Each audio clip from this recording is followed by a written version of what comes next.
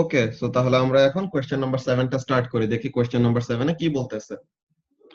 A student investigates the efficiency of an electric motor, যে একটা electric motor efficiency কত এটা বের করবে। কিভাবে সে এটা করতে চায়? সে ইলেকট্রিক মোটর দিয়ে কোন একটা কাজ করাবে, দেন সে দেখবে যে ইলেকট্রিক মোটরকে কতটুকু এনার্জি দেওয়া হয়েছে আর ইলেকট্রিক মোটর ওইটার কতটুকু ইউজফুল ফর্মে কনভার্ট করতে পারছে। সো কি করবে, এই যে মোটরের শ্যাফট যে এটা দিয়ে সে কি করবে, এরকম একটা সার্টেন ম্যাস অফ অবজেক্ট কে স্ট্রিং দিয়ে টেনে টেনে উপরে তুলবে। যে মোটর ঘুরবে, তো মোটর ঘুরলে স্ট্রিংটা এরকম র‍্যাপ আপ হবে, তো স্ট্রিং এর সাথে ম্যাসটা লাগানো থাকলে ম্যাসটা আস্তে আস্তে উপরে উঠবে আর কি। বেসিক্যালি কাজ হবে এরকম। কি বলতেছে, she uses the motor to lift a mass, যে ওই ম্যাসকে তুলবে এটাই বললো। the table shows her measurements, কি কি মেজারমেন্ট আছে দেখো। current in the motor is 1.3 ampere, voltage across the motor is 10.3 ampere, 10.3 volt, time taken to lift the mass, যে ম্যাসকে তুলতে যতক্ষণ সময় লাগছে ততক্ষণ ধরেই তো মোটরটা অন ছিল। যে মোটর কি কিসে চলে, ইলেকট্রিসিটিতে চলে না আজিজুল? মোটর চলে হলো জি ইলেকট্রিসিটিতে। ভাই। সো তাহলে কি মোটরকে 4.7 সেকেন্ড ধরে ইলেকট্রিক্যাল এনার্জি সাপ্লাই করা হয়েছে। এখন বলতেছে force needed to lift the mass কত, 20 নিউটন, আর distance the mass was lifted কত, 0.85 মিটার। ওকে, তো ফার্স্টে আমাদেরকে এ নাম্বারে বললো calculate the electrical energy supply to the motor during this time.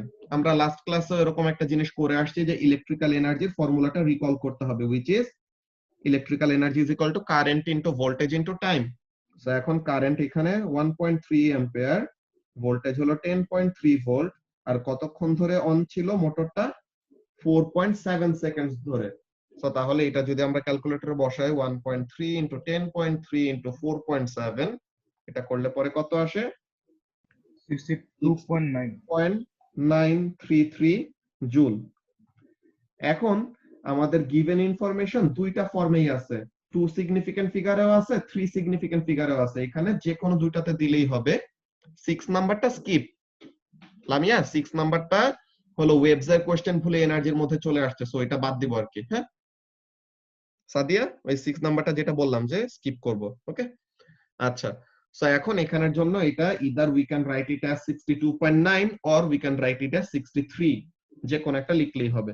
So এখানের মধ্যে আমরা 63 জুল লিখে দিলাম। তোমরা 62.9 ও এরকম লিখতে পারো, এটা আমরা মার্ক স্কিম মিলায় দেখবো যে দোনোটাই থাকবে আর কি। ওকে,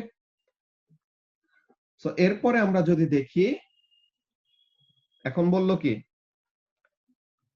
B1 এ ফর্মুলা চাইছে, work done, force and distance move related formula. ভাইয়া ভাইয়া 7 এতে কি সিগনিফিকেন্ট নিয়ে কোনো কাহিনী আছে, মানে কোনো সমস্যা করবে, মার্ক কাটবে বা কিছু? ওই যে ওইটা বললাম যে তোমার কোনো কিছু বলে দেওয়া নাই, মানে কি গিভেন ইনফরমেশন যত সিগনিফিকেন্ট ফিগারে থাকবে ফাইনাল অ্যান্সার তত সিগনিফিকেন্ট ফিগারে দিতে হবে। এখন গিভেন ইনফরমেশন দেখো 2 significant figure, 3 significant figure, 2 significant figure, 2 significant figure or 1 ও বলা যায়, আর এখানের মধ্যে 2 সিগনিফিকেন্ট ফিগার। সো তাহলে তোমার ম্যাক্সিমাম যে ইনফরমেশন গুলি দেওয়া এগুলো কিসে, 2 সিগনিফিকেন্ট ফিগারে, তো এর জন্য আমি 2 সিগনিফিকেন্ট ফিগারে নিছি। 3 সিগনিফিকেন্ট ফিগারও তারা প্রবলেম করবে না। আসসালামু আলাইকুম ভাইয়া।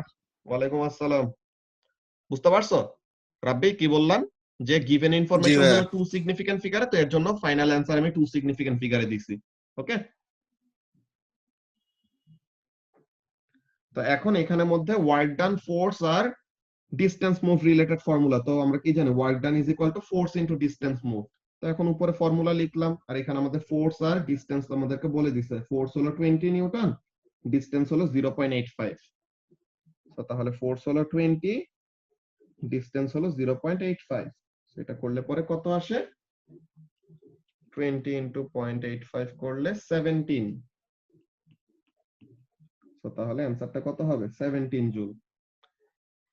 তো এখন অ্যানসারটা 17, এটা কি ওয়ার্ক ডান। এখন দেখো B3 তে কি চাইছে, এটাই তোমাদেরকে লাস্ট ক্লাসে বলতেছিলাম বারবার, যে স্টেট বলা যে কোনো কোয়েশ্চেনে, হ্যাঁ স্টেট বলা যেসব কোয়েশ্চেন থাকবে এটাতে তোমার কি বুঝতে হবে, যে অলরেডি তুমি এই রিলেটেড কোন একটা কাজ করে আসছো উপরে, অর তুমি অ্যানসারটা 1 or 2 ওয়ার্ডে এক্সপ্রেস করতে পারবা। সো আমাদেরকে কোয়েশ্চেনটা কি জিজ্ঞাসা করছে এটা প্রথমে বুঝে নেই। জিজ্ঞাসা করছে যে state the useful energy transfer to the mass, যে ম্যাসের উপরে কতটুকু ইউজফুল এনার্জি ট্রান্সফার করা হয়েছে। তো energy transfer is equal two কি, ওয়ার্ক ডান না? তো আমরা তো মাত্রই ওয়ার্ক ডান বের করে আসছি 17। সো তাহলে ইউজফুল এনার্জি ট্রান্সফারটাও কত হবে? 17 জুলই হবে। ওকে, তো স্টেট দেওয়া কোয়েশ্চেন গুলা এগুলো হলো একদম বোগাস মার্কা কোয়েশ্চেন, যে জাস্ট তোমার আগের কোয়েশ্চেনের সাথে রিলেট করে বা হিন্ট খোঁজা লাগবে যে এগুলা ডিরেক্টলি অ্যান্সার করা যায়। এখন কি চাইলো C1 এ, state the equation linking efficiency useful energy output total energy input. এটা লাস্ট ক্লাসে আমরা অনেকবার লিখছি, এটা লেখার দরকার নাই, তোমরা লিখবা আর কি, বারবার লিখলে পরে সময় নষ্ট হবে আর কি। নরমালি কি efficiency is equal to useful energy output divided by total energy input, তাই না? সো এখন ইউজফুল এনার্জি আউটপুট হলো 17 জুল, যে মোটরটা ইউজফুল কতটুকু কাজ করছে, ওফা 17 জুল ওয়ার্ক ডান করছে।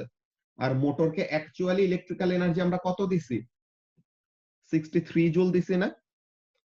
মোটরকে আমরা এনার্জি দিছি 63 জুল, কিন্তু সে এই 63 জুলের মধ্যে কতটুকু ইউজফুল ফর্মে কনভার্ট করতে পারছে? 17 জুল পারছে। তো তাহলে ইউজফুল হলো 17, টোটাল হলো 63। তো এটা করলে পরে কত আসে? That will be the efficiency. তো এটা তুমি পার্সেন্টেজেও নিতে পারো, ফ্র্যাকশনেও বা রেশিওতে এরকম রাখতে পারো, যেটা ইচ্ছা। সো 0.26984 পয়েন্ট এমন এমন অনেক কিছু আসে। তো আমরা টু সিগনিফিকেন্ট ফিগারে যদি ভ্যালু দেই কত আসবে? 0.27। এটা কত হবে? 0.27। ব্যাপারটা কি বুঝতে পারছো আফিফা?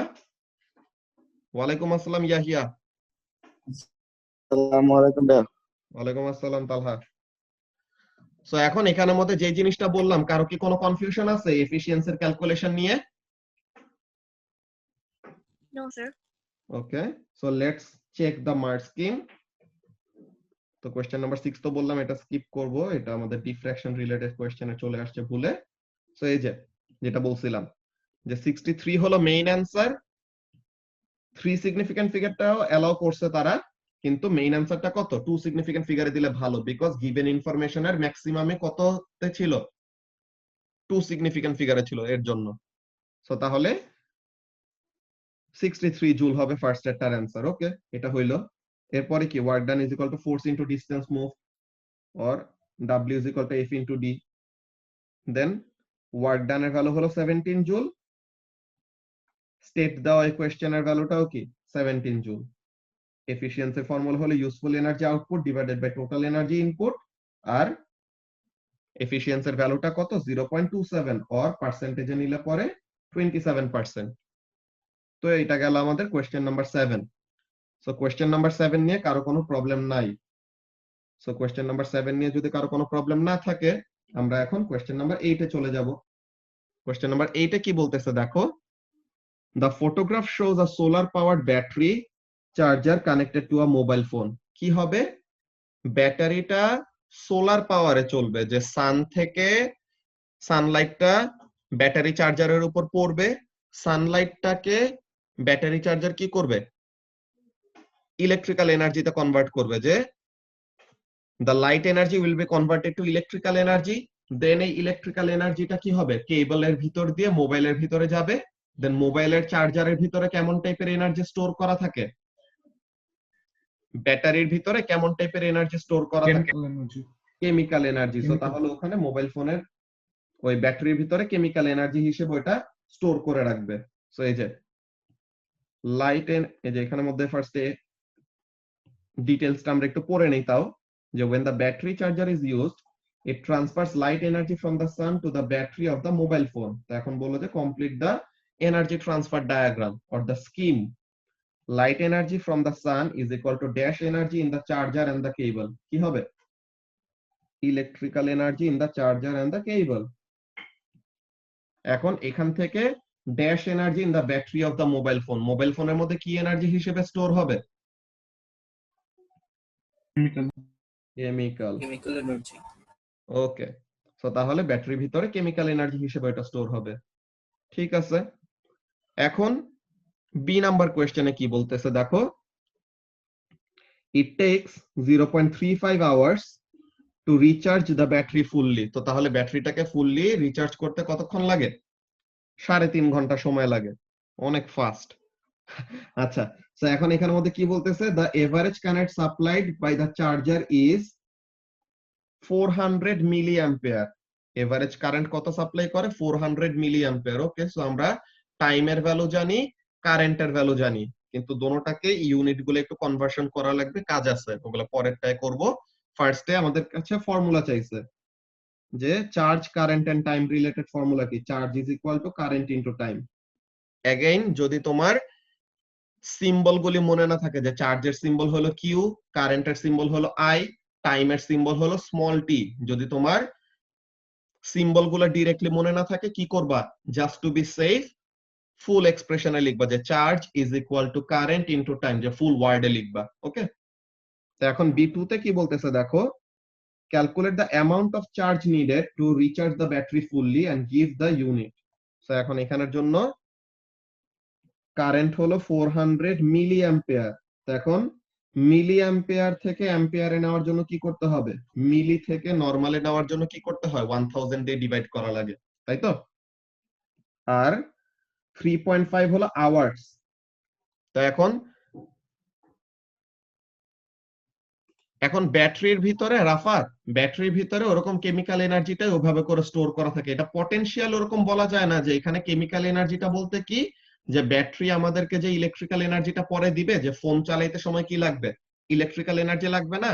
সো ব্যাটারির ভিতরে কেমিক্যাল রিঅ্যাকশন হয়ে তখন ওইটা আমাদেরকে ইলেকট্রিক্যাল এনার্জির ফর্মে কনভার্ট করে দিবে আর কি। ওইটা sort of storing an energy. Potential ওরকম ফুললি বলা যায় না, বাট স্টোর করে রাখে এমন টাইপের কিছু, ঠিক আছে রাফাত?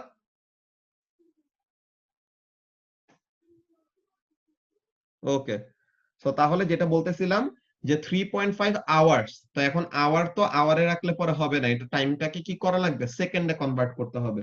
তো এখন সেকেন্ডে কনভার্ট করার জন্য ইনটু 60 ইনটু 60, যে আওয়ার থেকে মিনিটে নেওয়ার জন্য ইনটু 60, দেন মিনিট থেকে সেকেন্ডে নেওয়ার জন্য ইনটু 60। তো তাহলে এটা কত হয়? 400 divided by 1000 into 3.5 into 60 into 60। So করলে পরে 5040। আর চার্জের ইউনিট কি? কুলম্ব।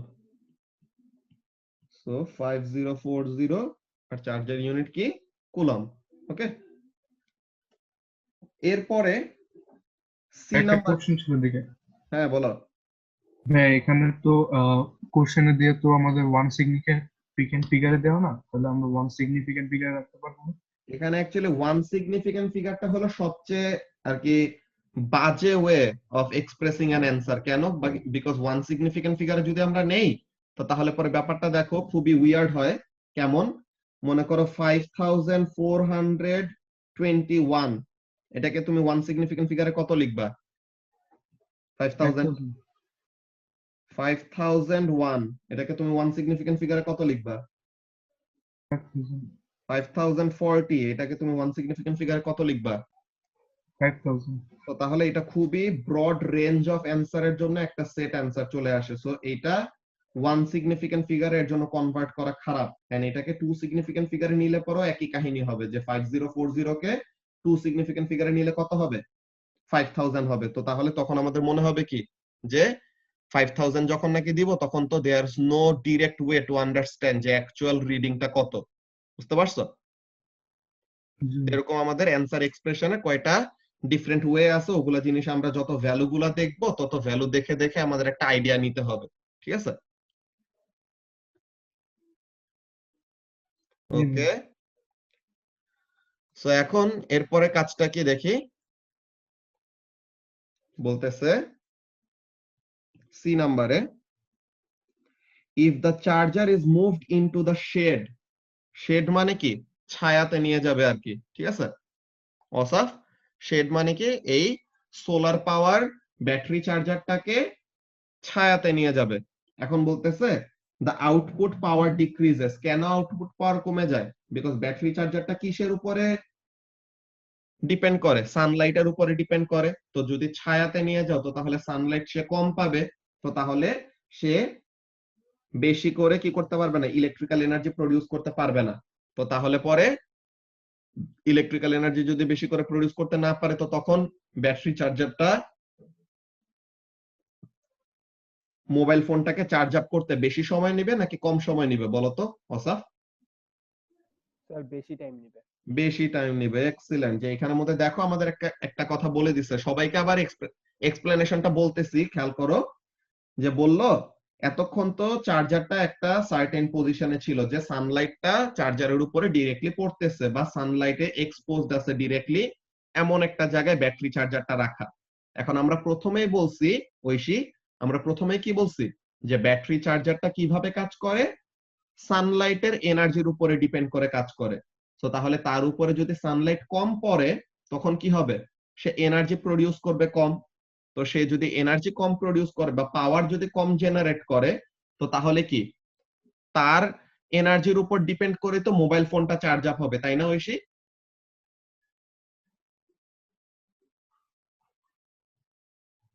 সো তাহলে ব্যাটারি চার্জারের এনার্জির উপর ডিপেন্ড করে মোবাইল ফোনটা চার্জ আপ হবে। সো ব্যাটারি চার্জার যদি অল্প করে এনার্জি পায়, সো তাহলে তার কি লাগবে, মোবাইল ফোনটাকে ফুললি চার্জ আপ করতে বেশি সময় লাগবে। কেন বেশি সময় লাগবে, এমন ভাবে আমরা ব্যাপারটা বলতে পারি, দেখো কি বলতে পারি, যে we know power is equal to current into voltage. So এখন আমাদেরকে একটা কথা বলে দিচ্ছে এখানের মধ্যে, আমরা এটা নিচেও লিখতে পারি। দেখো কি বলছে Oishi, the voltage across the charger stays the same. তো ভোল্টেজটা ফিক্সড। সো আজিজুল খেয়াল করো যে হ্যাঁ এটা লিখতে হবে, কেন, এটা আমরা লজিকটা দিয়ে বুঝাইতেছি, ঠিক আছে আজিজুল? দেখো লজিকটা কেমন, পাওয়ার is equal to current into voltage না, বলতো? জি ভাইয়া। আচ্ছা, তো পাওয়ার is equal to current into voltage. তো এখন ভোল্টেজ বলে দিল ফিক্সড, তাই না? ভোল্টেজ হলো ফিক্সড।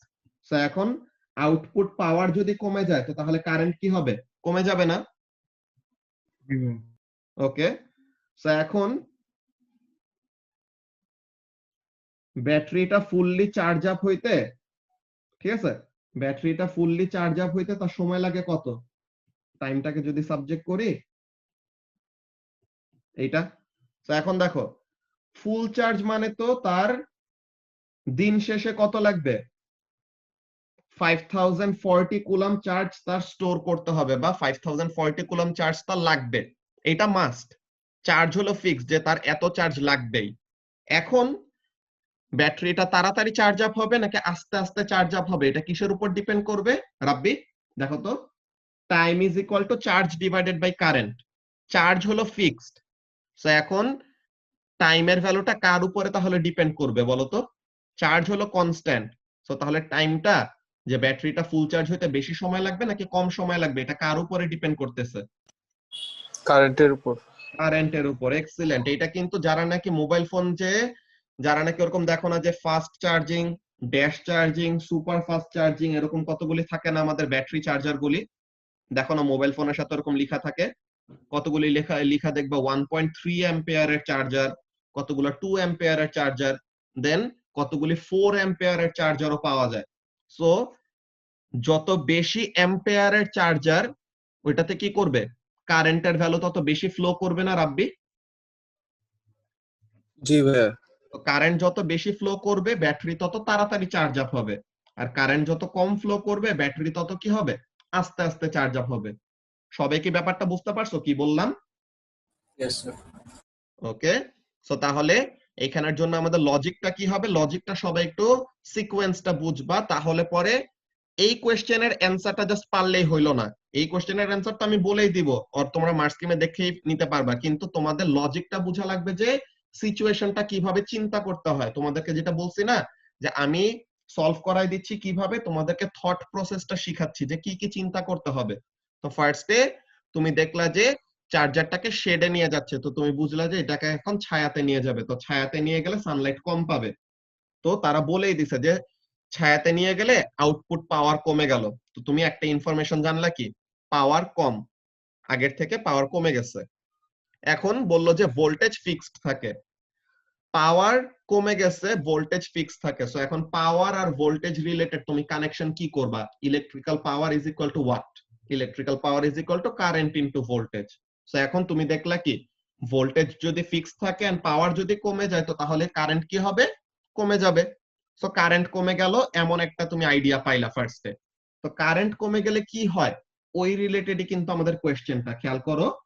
কোশ্চেনে বলছে explain how moving the charger into the shade affects the time needed to recharge the battery fully. যে এখন যে ব্যাটারি চার্জারটাকে আমরা ছায়াতে নিয়ে গেলাম, এখন ব্যাটারিটাকে ফুললি চার্জ আপ করতে টাইমের উপরে কেমন ইফেক্ট আসবে, যে ছায়াতে নেওয়াতে টাইমের উপরে কেমন ইফেক্ট আসবে এই কথাটা জিজ্ঞাসা করছে। এখন ফুললি চার্জ করবে মানে কি? চার্জের ভ্যালু হলো ফিক্সড, যে 0% থেকে 100% এ নিতেই হবে। সে ছায়াতে থাকুক, সে ফুল রোদে থাকুক, যেটাই হোক ব্যাটারিটা ফুললি চার্জ আপ করতে হবে। So charge is fixed. So যেটা বললাম এই যে এখানের জন্য চার্জ হলো ফিক্সড। সো এখন টাইমটা কার উপরে ডিপেন্ড করবে? কারেন্টের উপর। আর আমরা কারেন্টের একটা আইডিয়া পাওয়ার আর ভোল্টেজ রিলেটেড পেয়ে গেছি। কিভাবে? ভোল্টেজ ফিক্সড, পাওয়ার আউটপুট কমে গেলে কারেন্ট কমে যাবে। এন্ড টাইমের সাথে এখন ওই কারেন্টটা রিলেট করে কি বুঝলাম? যে কারেন্ট যদি কমে যায়, for the battery to get fully charged, টাইমের ভ্যালুটা কি হবে? বেড়ে যাবে। সবাই কি সিকোয়েন্সটা বুঝতে পারছো কি বললাম? Yes, sir. সবার কিন্তু এই ব্যাপারগুলো ফোকাস করা লাগবে। কেন? যেটা বললাম যে আমি কিন্তু ফার্স্ট এর দিকে অনেক বেশি সময় নিয়ে নিয়ে তোমাদের এগুলো সলভ করাই দিচ্ছি। কেন? তোমাদের যেন থট প্রসেসটা এনহান্স হয়। এরপরে কিন্তু তোমরা এই ওয়েতেই সবকিছু চিন্তা করলে পরে কি করতে পারবা? বাকি কোয়েশ্চেন গুলো, যে কোনো আনসিন কোয়েশ্চেন আসুক, তোমরা ওগুলো ট্যাকেল দিতে পারবা। তোমাদের প্রবলেম সলভিং স্কিলসটা বাড়ানো লাগবে বেসিক্যালি। ওকে, তো এইখানের জন্য কাজটা কি বলবো? যে as output power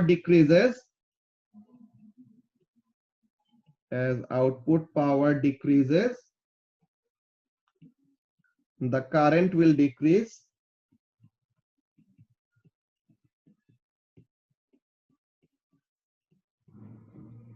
because voltage remains constant, তাই না? Because voltage across the charger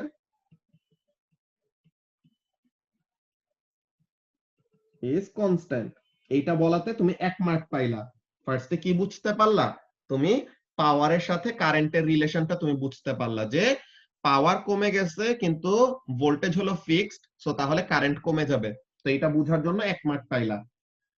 দেন তুমি কি বলবা? কারেন্ট কমলে তাহলে কি হয়েছে? তোমাকে তো কারেন্ট রিলেটেড জিজ্ঞাসা করে না, জিজ্ঞাসা করছে টাইম নিয়ে। সো তাহলে টাইমের কথাটা তুমি কি বলবা? কারেন্টের সাথে যে তুমি কারেন্টের কাহিনী জানলা, কেন কারেন্ট কমলে পরে টাইমের উপরে কি ইফেক্ট আসবে ওই জিনিসটা এখন বলবা। এখন কি? So to fully charge the battery,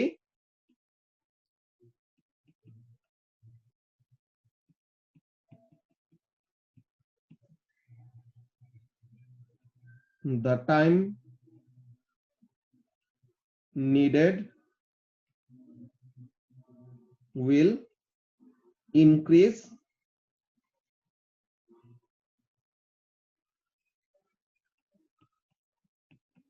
due to decreased current. যে কারেন্টের ভ্যালু যে কমে গেছে, তো এর জন্য টাইমটা কি লাগবে? ব্যাটারিটাকে ফুললি চার্জ আপ করতে বেশি লাগবে। এটা যদি আমরা এখন অ্যানসার গুলি মার্ক স্কিমের অ্যানসার গুলোর সাথে মিলাই দেখি, তাহলে আমরা বুঝতে পারবো যে আমাদের আইডিয়া গুলি ঠিক আছে নাকি। তো ফার্স্টে হলো electrical energy in the cables, আর আরেকটা হলো কেমিক্যাল এনার্জি। এন্ড রাফাত যেটা বলছে পটেনশিয়ালও তারা এলাও করছে এখানের মধ্যে, ঠিক আছে? যে ব্যাটারির মধ্যে পটেনশিয়াল এনার্জি বা স্টোর করে রাখতেছে এমন কিছু, ঠিক আছে রাফাত? এরপরে কারেন্ট, চার্জ আর টাইম রিলেটেড এক্সপ্রেশন কি? Charge is equal to current into time. Then যে এখানের মধ্যে তারা 5000 টাই নিচে 5040টা তারা এলাও করছে। সো তাহলে আজিজুল যেটা বলছিল ওই জিনিসটাও ঠিক ছিল, ঠিক আছে? যে 5000 নিলে পরে এখানের মধ্যে আমাদের আসলে তোমারটা নিলে আরো ভালো হইতো, ঠিক আছে? সো 5040 না নিয়ে 5000 লিখা আরো বেটার। ওকে আজিজুল? কোশ্চেনে ওয়ান সিগনিফিকেন্ট ছিল, তো এই জন্য হ্যাঁ ওইটাই। তো এখন এখানের জন্য সি নাম্বারে যেটা, যে এখন যে ছায়াতে নিয়ে গেল, তো ছায়াতে নিয়ে গেলে পরে এখন কি হবে? It will take a longer amount of time. তো টাইম বেশি লাগলো এটা বুঝাতে 1 মার্ক পাইলা, কিন্তু কেন বেশি লাগলো এটা তোমার এক্সপ্লেইন করতে হবে। So any one of power is equal to current into voltage. So তাহলে কারেন্ট কমে যাচ্ছে, যে পাওয়ার হলো ফিক্স, কি বলে পাওয়ার হলো কমে গেছে, ভোল্টেজ ফিক্স, সো কারেন্ট কমে যাবে এমন টাইপের, ঠিক আছে। or the rate of charging became lower, কেন? or less energy is available, কারণ সানলাইট কম পাচ্ছে, সো তাহলে সানলাইট কম পাইলে ইলেকট্রিক্যাল এনার্জিতে কম কনভার্ট করতে পারবে, তো ইলেকট্রিক্যাল এনার্জিতে কম কনভার্ট করতে পারলে ওখানে চার্জিং এর সময়ও বেশি লাগবে আর কি, ঠিক আছে। সো তাহলে আমরা এখানের জন্য এটা ঠিক করে নেই যে গিভেন ইনফরমেশন ওয়ান সিগনিফিকেন্ট ফিগারে আছে, এটা ওয়ান সিগনিফিকেন্ট ফিগার, এটা টু সিগনিফিকেন্ট ফিগার। সো তাহলে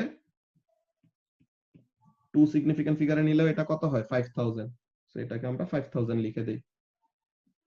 সো এই প্রসিডিউরটা ইউজ করলে আমাদের ভালো, যে গিভেন ইনফরমেশন যত সিগনিফিকেন্ট ফিগারে ফাইনাল অ্যানসার কি দিব আজিজুল, তত সিগনিফিকেন্ট ফিগারে দিব।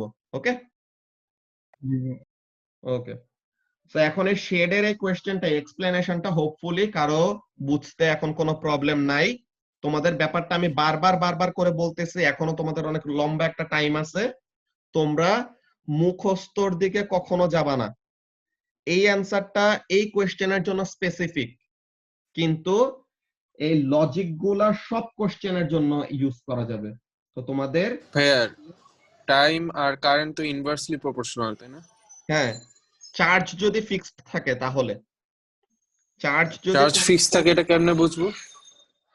চার্জ ফিক্স থাকে নাকি ওটা কোশ্চেনের পড়লে তুমি বুঝতে পারবা, যে এই আমাদেরকে যেমন বললো যে ব্যাটারিটা ফুললি রিচার্জ করতে কি হবে, তো ফুললি রিচার্জ করার জন্য কি লাগবে তোমার, প্রথমে ব্যাটারির চার্জ হলো 0, মানে কি 0% ব্যাটারি, এরপর ব্যাটারি 100% চার্জ হবে। তো ফুললি চার্জ করা মানে তো এটাই বুঝো নাকি, 0% থেকে ফুল 100% চার্জে নিয়ে যাবে। এখন আমরা তো একটু আগেই বের করছি চার্জের ভ্যালু, যে ব্যাটারিটাকে ফুললি চার্জ আপ করতে কত চার্জ লাগে, 5000 কুলাম। সো তার মানে ব্যাটারি তোমার 0% থেকে 100% যাইতে হইলে কত এনার্জি, কি বলে কত চার্জ তার গেইন করা লাগবে, ওর কত চার্জ পাস করতে হবে, 5000 কুলাম চার্জ তার পাইতে হবে, তাই তো। এখন এই 5000 কুলাম চার্জ সে তাড়াতাড়ি পাক আর আস্তে আস্তে পাক, টোটাল ফুললি চার্জ হওয়ার জন্য তার কত লাগবে, 5000 কুলাম লাগবে। তো এখন তাড়াতাড়ি চার্জ আপ হবে নাকি আস্তে আস্তে চার্জ আপ হবে, এটা কার উপরে ডিপেন্ড করবে, কারেন্টের উপর।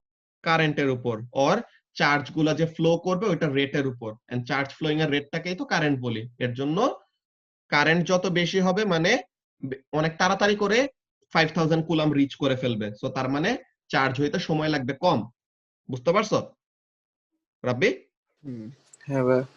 আর হ্যাঁ, এটা কনস্ট্যান্ট থাকবে না কোন সময়, মানে যখন থাকবে না তখন কেমনে বুঝবো যে এটা কোনটা কনস্ট্যান্ট না আর কি, যে এইগুলা আমাদের কোয়েশ্চেন চার্জটা? পরে কোয়েশ্চেনের কনটেক্সটের উপর ডিপেন্ড করে বুঝতে হবে, এগুলো আমরা অন্য কোয়েশ্চেন যখন পাবো তখন আমাদের আরো আইডিয়া হবে আর কি, ঠিক আছে। যখন আমরা অন্য কোয়েশ্চেন গুলো পড়বো সিচুয়েশন বাই সিচুয়েশন ওরকম ট্যাকেল করা লাগবে, ঠিক আছে। জি ভাই।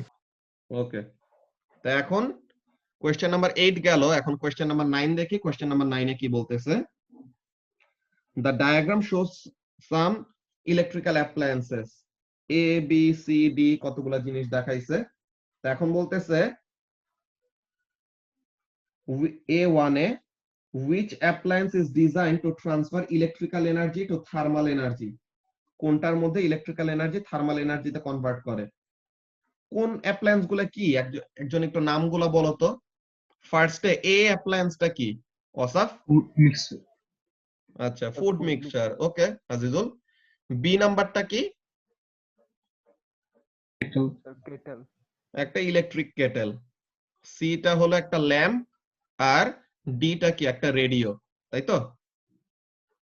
আর এটা আমাদের অপশন দেখে বোঝা যায়, এগুলো এত চিন্তা করা লাগে না, ঠিক আছে।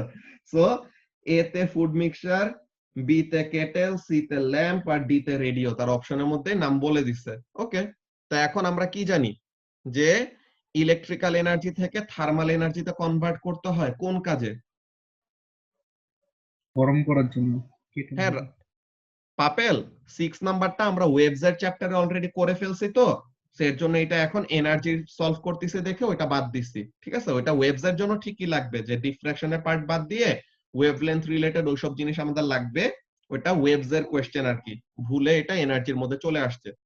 আচ্ছা, তো তাহলে যে কথাটা বলতেছিলাম আমরা, যে ফুড মিক্সচারে কি করে, ইলেকট্রিক্যাল এনার্জিকে কাইনেটিক এনার্জিতে কনভার্ট করবে, তাই না? যে অনেক তাড়াতাড়ি নাড়া দিবে, আর মিক্সিং করার জন্য যেই ঘুরবে যে মোটরটা ওইটা। বি নাম্বারে ইলেকট্রিক কেটেল, এটা দিয়ে কি করে, পানি গরম করে না? ইয়েস জি স্যার। ভাইয়া। তো তাহলে এখানে ইলেকট্রিক্যাল এনার্জি থেকে হিট এনার্জিতে কনভার্ট করার কাজ। সি নাম্বারে কি করে, ইলেকট্রিক্যাল এনার্জি থেকে লাইটে কনভার্ট করে। আর ডি নাম্বারে কি করে, ইলেকট্রিক্যাল এনার্জি থেকে সাউন্ড এনার্জিতে কনভার্ট করে, যে আমরা রেডিও যে শুনতে পাই ওইটা। সো তাহলে A1 এর অ্যান্সারটা কি হবে, ইলেকট্রিক্যাল থেকে থার্মালে কনভার্ট করে কে, কেটেল, নাকি আজিজুল? জি ভাইয়া। দেন বি নাম্বার কি বলে, A2 তে কি বলছে, which appliance is designed to transfer electrical energy to kinetic energy, কোনটা? Food mixer. Food mixer. So তাহলে এখন বললো বি নাম্বারে, in all the appliances energy is conserved, মানে কি, এনার্জি ইজ কনজার্ভ মানে কি, energy remains same. Total energy input is equal two total energy output, তাই না? যে এনার্জি যতটুকু দেওয়া হচ্ছে ততটুকু এনার্জি আমরা পাবো, ইউজফুল ফর্মে ফেরত পাবো এটা বলি নাই, বলছি যে টোটাল এনার্জি যত দিব ততই ফেরত পাবো, কিন্তু ইউজফুল ফর্মে যত বেশি পাবো এফিসিয়েন্সি তত বেশি হবে, ব্যাপারটা হলো এমন। সো এনার্জি ইজ কনজার্ভ মানে কি, energy can not be created or destroyed, just একটা ফর্ম থেকে আরেকটা ফর্মে কি হবে, কনভার্ট হবে, তাই না? এনার্জি ইজ কনজার্ভ মানে কি, energy cannot be created or destroyed.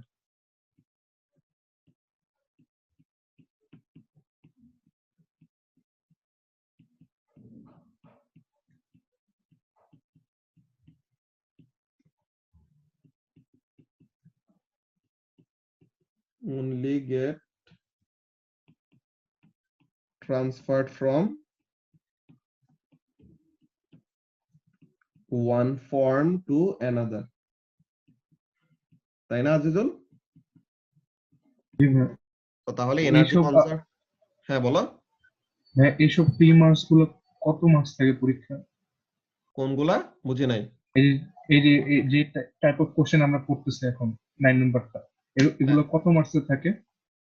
এইগুলাই যে কোশ্চেনের মার্কস দেখলেই তো বুঝতে হবে, এই যে 8 মার্কের কোশ্চেন এটা টোটাল। মানে একটাই আসে, এগুলা বেশি আসে না? ডিপেন্ড করে, এগুলা এক এক ইয়ারে এক এক টাইপের এরকম তারা কোশ্চেন গুলা দেয়, ঠিক নাই, ফিক্স এরকম এত বেশি এরকম থাকে না, বুঝছো? আর তোমাদের স্পেসিফিকেশন দেখে তোমাদের এরকম বুঝতে হবে পেপার 1 এ কোনগুলো আসবে, পেপার 2 তে কোনগুলো আসবে, এমন টাইপের স্পেসিফিকেশনটা একটু ফলো করতে হবে। ঠিক আছে, ওগুলা নিয়ে তোমাদের কথা বলবো আবার পরে। তো ফার্স্টে আমরা এই বুকলেট সলভিং এর এই কাজটা করতেছি, এই জিনিসটা করি, ওকে? স্যার, হ্যাঁ হ্যাঁ বলো।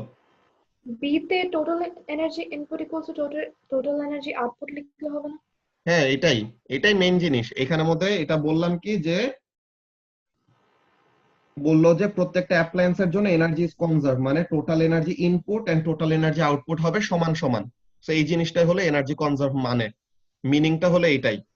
ঠিক আছে, আর আমরা যেটা স্টেট করছি এই জিনিসটা কি, এটা হলো law of conservation of energy.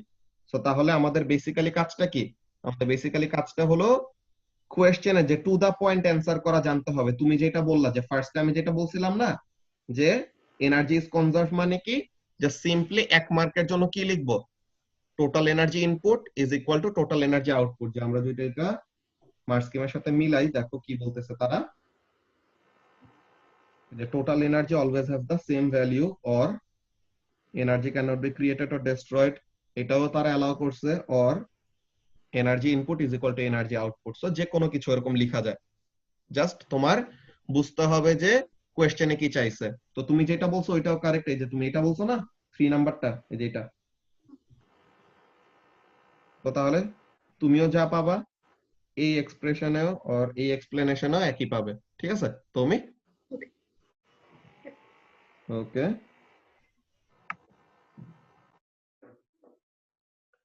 আচ্ছা, এখন C1 এ জিজ্ঞাসা করলো কি, C1 এ জিজ্ঞাসা করলো যে the lamp has an efficiency of 20%, এটার মানে কি? আমরা তো একটু আগে বললাম যত এনার্জি দেই তত এনার্জি ফেরত দেয়, কিন্তু ফেরত দিলেই তো হবে না, সে কি করবে? কিছু এনার্জি ওয়েস্ট করে ফেলবে, যেটা আমরা চাই না, ঠিক আছে? তো এর জন্য এখানের মধ্যে কাজটা কি, তার efficiency 20%, what does that mean? Input এনার্জির শুধু 20% ইউজফুল ফর্মে আমাদেরকে ফেরত দেয়, বাকি 80% কি ওয়েস্টেড। আচ্ছা, রাফাত কি বলতেছো? Energy cannot be created or be destroyed, it just changes from one form to another, but না, 100% এফিসিয়েন্সি এটা কখনোই পসিবল না, বুঝছো রাফাত? 100% এফিসিয়েন্সি এটা কোনো কিছু দিয়েই পসিবল না। এগুলা তোমরা যখন নাকি বড় হবা এ লেভেলসেও তোমরা পাবা না, কিন্তু তোমাদের সাথে যারা নাকি বাংলা মিডিয়াম আর ইংলিশ ভার্সনে পড়বে তারা একটা জিনিস শিখবে, খুবই ইন্টারেস্টিং জিনিস, এটার নাম হলো কার্নট সাইকেল। কার্নট সাইকেল ভাইয়া বলতে, এটা কি জিনিস? কার্নট সাইকেল হলো একটা মিথিক্যাল 100% এফিশিয়েন্ট মেশিন, ঠিক আছে? কার্নট সাইকেল হলো একটা মিথিক্যাল 100% এফিশিয়েন্ট মেশিন, এটা তোমরা ইন্টারনেটে সার্চ দিলে পাবা, এটা খুবই মজার একটা জিনিস। এরকম টাইপের যে এখানের মধ্যে আমাদের থার্মোডাইনামিক্স এর কতগুলি ল ইউজ করে এই কার্নট সাইকেলটা বানানো হয়েছে। এই জিনিসগুলো আমাদের অন্য টাইপের কনসেপ্ট আর কি, যেগুলো আমাদের এ লেভেলসও পাবো না, এগুলা বাংলা মিডিয়ামের সিলেবাস যখন নাকি পড়বা পাবলিক ইউনিভার্সিটির অ্যাডমিশনের জন্য তখন লাগবে, বুঝছো? আচ্ছা, সো রাফাত কি বলতেছে, অ্যাটমের ফ্রিকশনের জন্য এফিশিয়েন্সি, ওইটা ডিপেন্ড করে তোমার এনার্জি সিস্টেমটা কেমন, যে সিস্টেমটা অ্যাকচুয়ালি কি করতে চাচ্ছে, সে কি লাইট এনার্জিতে কনভার্ট করতে চাচ্ছে নাকি ইলেকট্রিক্যাল এনার্জিকে অন্য কোনো ফর্মে নিতে চাচ্ছে, কি করতে চাচ্ছে, ওইটা হলো মেইন কাজ। যে তোমার অ্যাপ্লায়েন্স টু অ্যাপ্লায়েন্স ভ্যারি করে, যে তোমার ল্যাম্প যখন নাকি হিট এনার্জি প্রডিউস করবে এটা ওয়েস্টেড এনার্জি, কিন্তু হিটার যখন নাকি হিট এনার্জি প্রডিউস করবে ওইটা হলো আমাদের ইউজফুল এনার্জি। আবার হিটারের কত হিট আছে, ওইটা আবার ওয়েস্টেড হয়, কোনটা? যে হিটটা সারাউন্ডিং এ রিলিজ হয়ে যায়। সো এরকম ডিপেন্ড করবে, তোমার কনটেক্সটের উপরে বুঝতে হবে যে ইউজফুল এনার্জি কোনটা, ওয়েস্টেড এনার্জি কোনটা, ঠিক আছে রাফাত? ওকে, এই মিটিং এর আর 1 মিনিটের মতো বাকি আছে, তোমরা নেক্সট টাই জয়েন করো, ওখানে আমরা কন্টিনিউ করতেছি।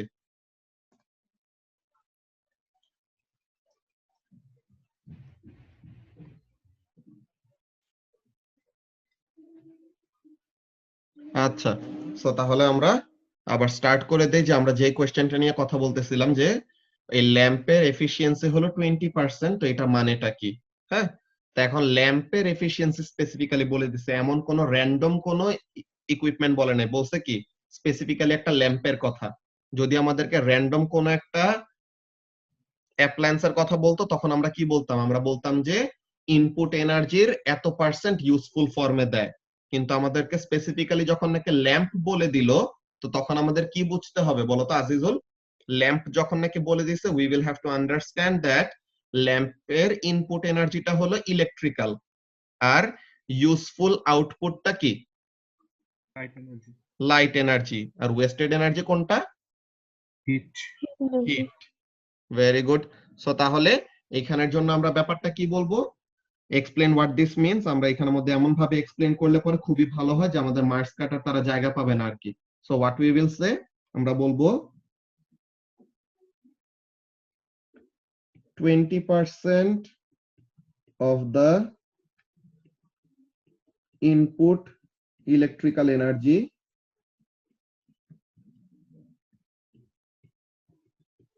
is converted to useful light energy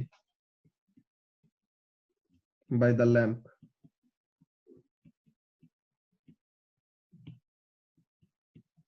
The other, or the remaining 80% of the input electrical energy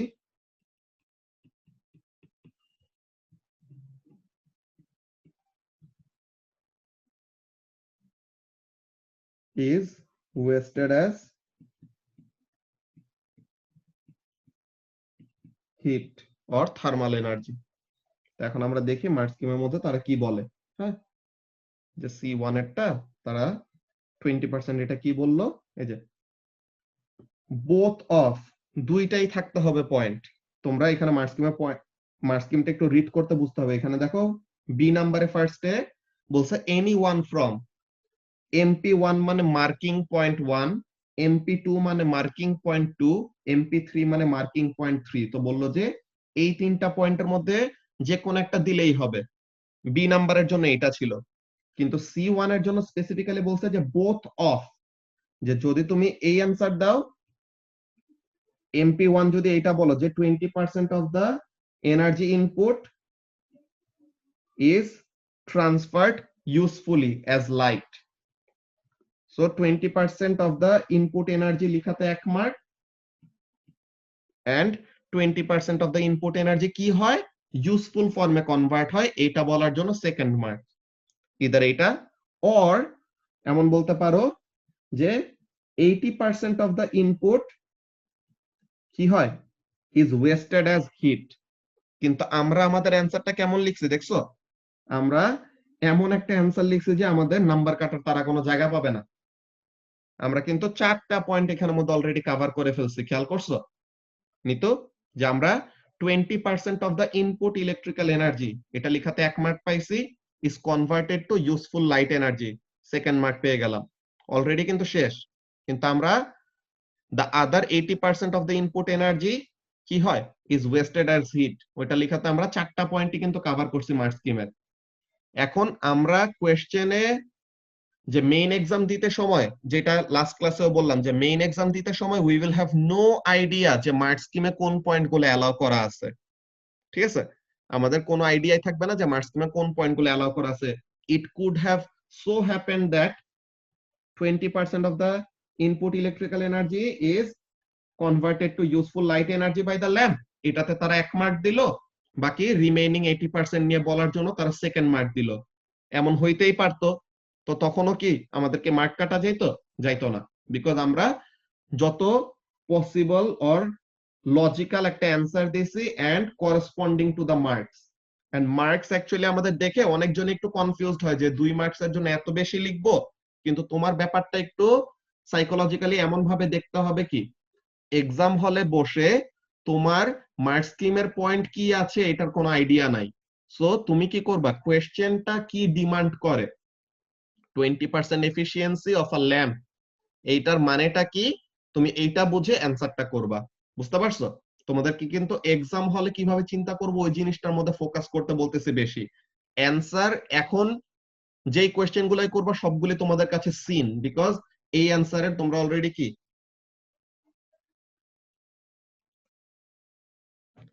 ওফা 20% useful হবে, এটাই তো এফিশিয়েন্সির ডেফিনেশন, যে 20% এফিশিয়েন্ট মানে ইনপুট এনার্জির 20% ইউজফুল ফর্মে কনভার্ট হবে। এফিশিয়েন্সি 50% মানে কি ইনপুট এনার্জির 50% ইউজফুল ফর্মে কনভার্ট হবে। এফিশিয়েন্সি 80% মানে কি ইনপুট এনার্জির 80% ইউজফুল ফর্মে কনভার্ট হবে। ঠিক আছে ওফা?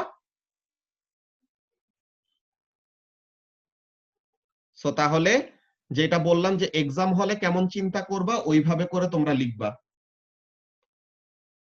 ওই তো মার্কস স্কিম জেনে যাওয়ার আগে সুপার পাওয়ার লাগবে এটা আছে। এখানের মধ্যে কি তোমাদেরকে ওই ডেনসিটি এন্ড প্রেসার চ্যাপ্টার একটা কোয়েশ্চেন সলভ করতে সময় এরকম বলবো যে জেন 13 এ ওরকম একটা কোয়েশ্চেন আসছে, আমার এত রাগ উঠছে যে আসলে এটার অ্যান্সার কি হবে, আমার তখন মেজাজই খারাপ হয়ে গেছে এক্সাম হলে বসে।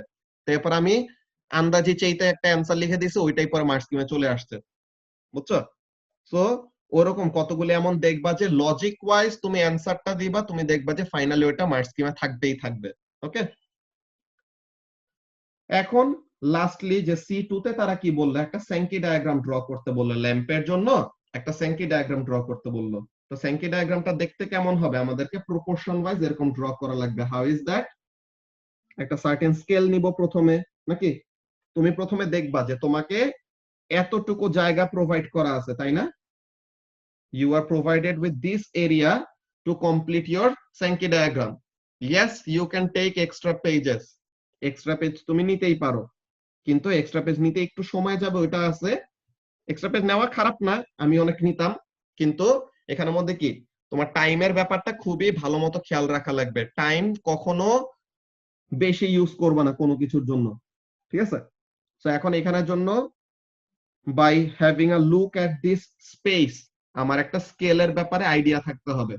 কেমন? আমি ধরলাম যে 1 সেন্টিমিটারে আমি 20% রিপ্রেজেন্ট করব। এখন তো আমার এনার্জির তো কোনো ভ্যালু নাই, আছে রাব্বি? এনার্জি এত জুল, ইনপুট এত, এত জুল ইউজফুল, এত জুল ওয়েস্টেড, এত জুল, কোন এনার্জির ভ্যালু বলা আছে বলো তো রাব্বি? না ভাই। কোনো ভ্যালু বলা নাই। সো তাহলে আমি কি করব? আমি পার্সেন্টেজ ফর্মে এখন ধরবো। কি করতেছি? আমি ধরে নিলাম যে 1 centimetre thickness of my Sankey diagram will represent 20% of the energy. So তাহলে 100% ইনপুট এনার্জিটা কি 100% না? সো 100% এনার্জি শো করার জন্য কত সেন্টিমিটার মোটা লাইন লাগবে? 5 সেন্টিমিটার থিক একটা লাইন নিলাম। তো 5 সেন্টিমিটার থিক একটা লাইন নিয়ে এটা কি বোঝাবে? 1 সেন্টিমিটারে 20%, তো 5 সেন্টিমিটারে 100%। তো 100% ইনপুট, ইনপুটটা কিন্তু আমরা নাম জানি কি? ইলেকট্রিক্যাল, তাই তো? ইনপুট এনার্জি ফার্স্টে 100%। এখন এইটার 1 সেন্টিমিটার, সরি, এইটার 1 সেন্টিমিটার কি হবে? ইউজফুল ফর্মে কনভার্ট হবে, যে 20% ইউজফুল না? তো তাহলে 20% হলো ইউজফুল। ইউজফুল ফর্মটা কি? Light energy. আর বাকি 80% কি হবে? বাকি 80%ই হলো আমাদের ওয়েস্টেড। কি ফর্মে? In the form of heat.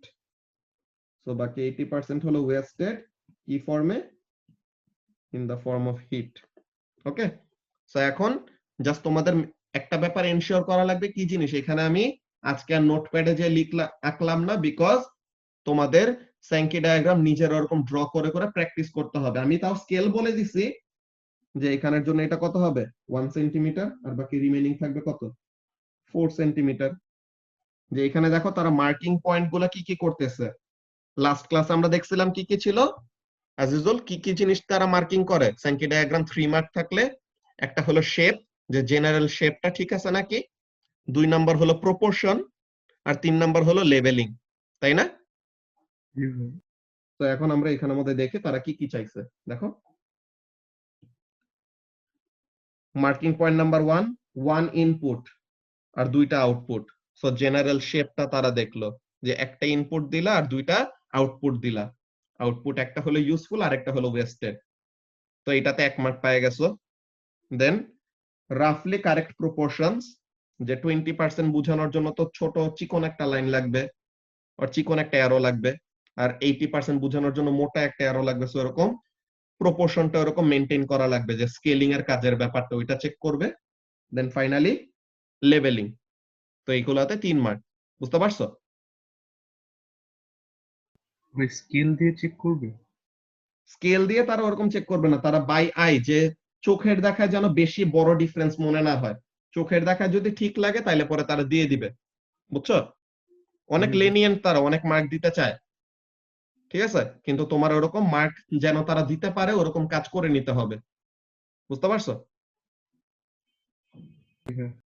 ওকে, তো এটা তোমরা নিজের একটু সুন্দর মতো ড্র করবা। তো দ্যাট ওয়াজ কোয়েশ্চেন নাম্বার 9। এখন কোয়েশ্চেন নাম্বার 10 যদি দেখি, কোয়েশ্চেন নাম্বার 9 নিয়ে তো কারো কোনো কোয়েশ্চেন নাই, আছে? No sir. Okay, so question number 10, let's see এখানে কি বলতেছে 10 এর এ তে। which of this is a unit of energy? Wow, এত কঠিন। এটা তো ওয়াট হবে নাকি? ভাই নিউটন হবে তো আমার মনে হয়। ও আচ্ছা। হ্যাঁ, কিলো। আচ্ছা, তো এখন বি নাম্বারে কি বলতেছে? The diagram shows a cell connected to a lamp. Wow, আমাদেরকে যে অপশনগুলি দিছে প্রিন্টিং, এটা কি হইলো? সবই তো চলে গেছে। এটা হবে ওয়ার্ড, ইলেকট্রিক্যাল। একটা হলো ইলেকট্রিক্যাল, একটা হলো লাইট, নাকি আরেকটা হলো ওয়ার্ক। তো এখন এখানে দেখি আমাদের এমনি ব্ল্যাঙ্ক দেখলে বুঝতে পারবো যে আসলে কি চাইছে। ঠিক আছে, অপশন যদি না দেওয়া থাকতো কি করতাম ওইটা আমরা দেখি। তো এখন দ্য সেল কনভার্টস, সেলের ভিতর কি থাকে? Chemical energy. তো সেল তার কেমিক্যাল এনার্জিকে কি করে? ইলেকট্রিক্যাল এনার্জিতে কনভার্ট করে। and the lamp converts this energy into light energy and heat energy. Wow, তার একদম সিকোয়েন্স ওয়াইজ দিয়ে দিছে। ফার্স্ট ব্ল্যাঙ্কে কেমিক্যাল, সেকেন্ড ব্ল্যাঙ্কে ইলেকট্রিক্যাল, থার্ড ব্ল্যাঙ্কে লাইট, ফোর্থ ব্ল্যাঙ্কে, আচ্ছা সাউন্ড লিখলাম কেন, হিট। পিচ্চি বাচ্চাদের ওই হিস্ট্রি ক্লাসে এরকম করতো না যে ম্যাচিং থাকতো কতগুলা, অমন টাইপের কাজ দিয়ে দিছে। আমরা দেখি অ্যান্সার গুলা মিলায় আমরা দেখি যে ঠিক আছে নাকি। এগুলা ভুল হওয়ার কোনো কথা না। স্টিল এই যে তারা এরকম প্রপোর্শন গুলা দেখবে, দেখছো এইটা এরকম, আর এখানের মধ্যে বেশি মোটা লাইন। সো এটা হলো জুল, দেন কেমিক্যাল থেকে ইলেকট্রিক্যাল, লাইট থেকে থার্মাল। লাইট এন্ড থার্মাল আর কি। থার্মাল আর হিট অনেক বড় ডিফারেন্স, তো তার জন্য আমাদের নাম্বার কাইটাও দিতে পারে। বুঝছো আজিজুল? হ্যাঁ, এটা তো ব্ল্যাঙ্কেট ছিল, কি এইভাবে দিয়ে দে। আচ্ছা, সো তাহলে এখন ফিল ইন দা ব্ল্যাঙ্কস গুলা গেল। এখন কি বলতেছে দেখো, সি নাম্বার কোয়েশ্চেনে, this Sankey diagram is for a low energy lamp. Electrical energy total supply করা হচ্ছে 50 joule, light energy that is the useful energy এটাতে কনভার্ট করা হচ্ছে 36 জুল। থার্মাল এনার্জি কত এটা বলে নাই, এটা বের করতে বললো, এটার অ্যামাউন্ট কত। এত কঠিন জিনিস কিভাবে করবা? টোটাল ইনপুট মাইনাস ইউজফুল করলে পরে ওয়েস্টেড এর ভ্যালু পাবা না? কত আসবে? 14 জুল নাকি রাব্বি? হ্যাঁ ভাই। ওকে, তো থার্মাল এনার্জির ভ্যালু হলো 14 জুল। ওকে, তারপরে efficiency useful energy output divided by total energy input, এই ফর্মুলা বারবার লিখবো না। দেন এফিশিয়েন্সি বের করতে বললো, তো এফিশিয়েন্সি বের করব কিভাবে? 36 হলো ইউজফুল, 50 হলো টোটাল, তো তাহলে এটা কত হয়? 36 বাই 50 0.72, আর পার্সেন্টেজে লিখলে পরে 72%। ওকে, এই যে কোশ্চেন গুলো এত ইজি ইজি লাগতেছে এর জন্য, বুঝছো লামিয়া, এর জন্য মজা করতেছি। ওকে, তো এখন কোয়েশ্চেন নাম্বার 11। কোয়েশ্চেন নাম্বার 11 এ দেখি কি বলতেছে। The diagram shows a chimney over a furnace. আচ্ছা, আমরা তো ওইটার অ্যান্সার গুলা মার্কস স্কিমের সাথে মিলাই নাই, এটা মিলাই আসে। সো এই যে 14 জুল হলো wasted, then useful energy output divided by total energy input 0.72 লিখতে পারো, 72% লিখতে পারো। তো এখন আমরা কোয়েশ্চেন নাম্বার 11 এ চলে যাই। The diagram shows a chimney over a furnace. Okay, চিমনির কাজ কি আজিজুল? ফিল্টার করবো। চিমনি বেসিক্যালি আমাদের ভেন্টিলেশনের ওরকম কাজটা করে, যে ওইটার ভিতর দিয়ে ওরকম হট এয়ার এমন বের হয়ে যায় এমন টাইপের। ঠিক আছে, আচ্ছা, সো এখন এখানের মধ্যে কাজটা কি বলতেছে? A coal fire is burning in the furnace. আচ্ছা, তো এখানে কোল ফায়ার, এই ফার্নেসের, এখানে ফার্নেস মানে কি? ফার্নেসের বাংলা জানো কি আজিজুল?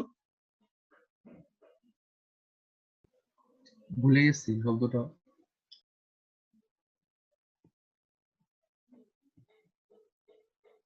ফার্নেসের বাংলা হলো চুল্লি। চুলি। ঠিক আছে,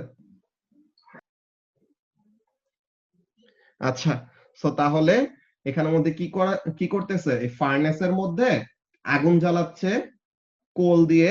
তো এখন এখানে কি হচ্ছে দেখো, এয়ার এখানে আসতেছে, এন্টার করতেছে ফার্নেসের এখানে। তো যে এয়ারটা আসবে, এয়ার কি হবে? কোল ফায়ার যেটা জ্বলতেছে, এই ফায়ারে ওইটা হিট আপ হয়ে কি হবে? এয়ার যদি হিট আপ হয় এটা কি হবে? এক্সপ্যান্ড করবে না? তো এয়ার এক্সপ্যান্ড করলে তার ডেনসিটি কি হবে, বেড়ে যাবে নাকি কমে যাবে? ডেনসিটি কমে যাবে। তো ডেনসিটি যদি কমে যায় তো লেস ডেন্স ম্যাটেরিয়ালের কি টেন্ডেন্সি থাকে, উপরে ওঠার। সো তখন লেস ডেন্স এয়ার, যে ওয়ার্মার লেস ডেন্স এয়ার উপরে চলে যাবে, এন্ড উপরের থেকে কোল্ডার মোর ডেন্স এয়ার নিচে আসবে। সো এইভাবে করে হোয়াট উইল হ্যাপেন, একটা কনভেকশন কারেন্ট ক্রিয়েট হবে বেসিক্যালি। তো এই কথাটা এখানের মধ্যে বলবে, দেখো air moves into the furnace end up the chimney. আচ্ছা, তো এখন বলতেছে describe how the process of convection causes this air movement, যে এই এয়ার মুভমেন্টটা কনভেকশনের জন্য কিভাবে হচ্ছে এই জিনিসটা জিজ্ঞাসা করছে। সো আমরা যেই কথাগুলো বললাম ওই জিনিসগুলো আমরা লিখবো। সো এখানের মধ্যে কাজগুলো কি, first of all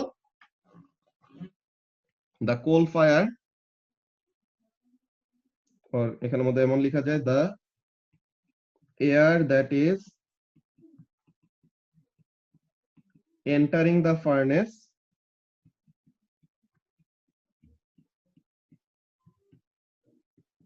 gets heated by the coal fire, right? So এখন এটা হিট আপ হলে কি হবে, তার ডেনসিটি কমে যাবে বেসিক্যালি। তো এই জিনিসটা, সো ইট এক্সপ্যান্ডস, ইট মানে কি এয়ার আর কি। So it expands and becomes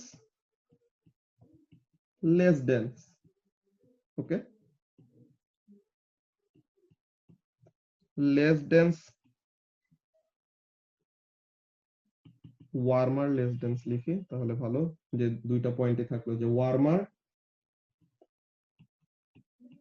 less dense air rises up the chimney, chimney দিয়ে সে উপরে উঠে গেল। আচ্ছা, তো এখন কি হবে, আবার পাশ দিয়ে colder more dense air will flow down and will enter the furnace through the opening। এই যে এখানে যে ওপেনিংটা দেওয়া আছে না, এই ওপেনিংটা দিয়ে কি করবে, এই ওপেনিংটা দিয়ে কোল্ডার এয়ার গুলা আবার ফার্নেসে এন্টার করবে, দেন আবার কোল ফায়ার দিয়ে তারা হিট আপ হয়ে লেস ডেন্স উপরে যাবে, আর উপরের ঠান্ডা বাতাসগুলা নিচে নামবে। এইভাবে করে চলতে থাকবে basically. will enter the furnace through the opening.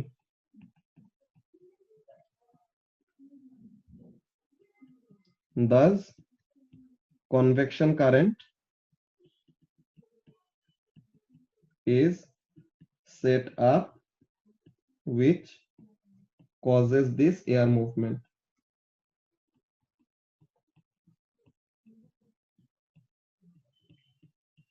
or এমন বলতে পারি যে এই যে this upward rising of warmer more dense কি বলে warmer less dense air and downward movement of colder more dense air is called convection, and এই কনভেকশনের জন্য কি হচ্ছে, এয়ার সার্কুলেশনটা বা এয়ার মুভমেন্টটা এইভাবে হচ্ছে। আমরা একটু মার্ক স্কিমের অ্যানসার গুলা দেখি তারা কি কি বললো। তো ফার্স্ট অফ অল তারা বলতেছে যে, দাঁড়াও 1 মিনিট,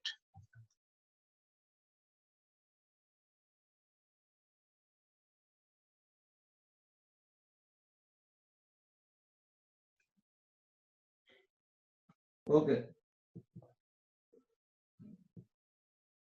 তো এখন যে কথাটা বলতেছিলাম সবাই একটু খেয়াল করো, যে মার্ক স্কিমের পয়েন্টগুলো কি কি বলতেছে। নাম্বার 1, যে এনি 5 অফ, যে এখানে 8টা পয়েন্ট দেওয়া আছে, এই 8টা পয়েন্টের মধ্যে যে কোনো 5টা দিব আর কি। আর সিকোয়েন্সটা অর রিজনিং গুলি একটার সাথে একটা লিংক আপ থাকলে পরে ভালো কি হয়, দেখো the air is heated by the coal fire, এটা তো অলরেডি লিখছি। সো ফার্স্ট মার্ক পেয়ে গেলাম, যে যে এয়ার এন্টার করতেছে এটা কোল ফায়ার দিয়ে হিট হচ্ছে, 1 মার্ক। হিট হলে পরে ওটা এক্সপ্যান্ড করে, 2 মার্ক। এক্সপ্যান্ড করলে লেস ডেন্স হয়ে যায়, 3 নাম্বার মার্ক।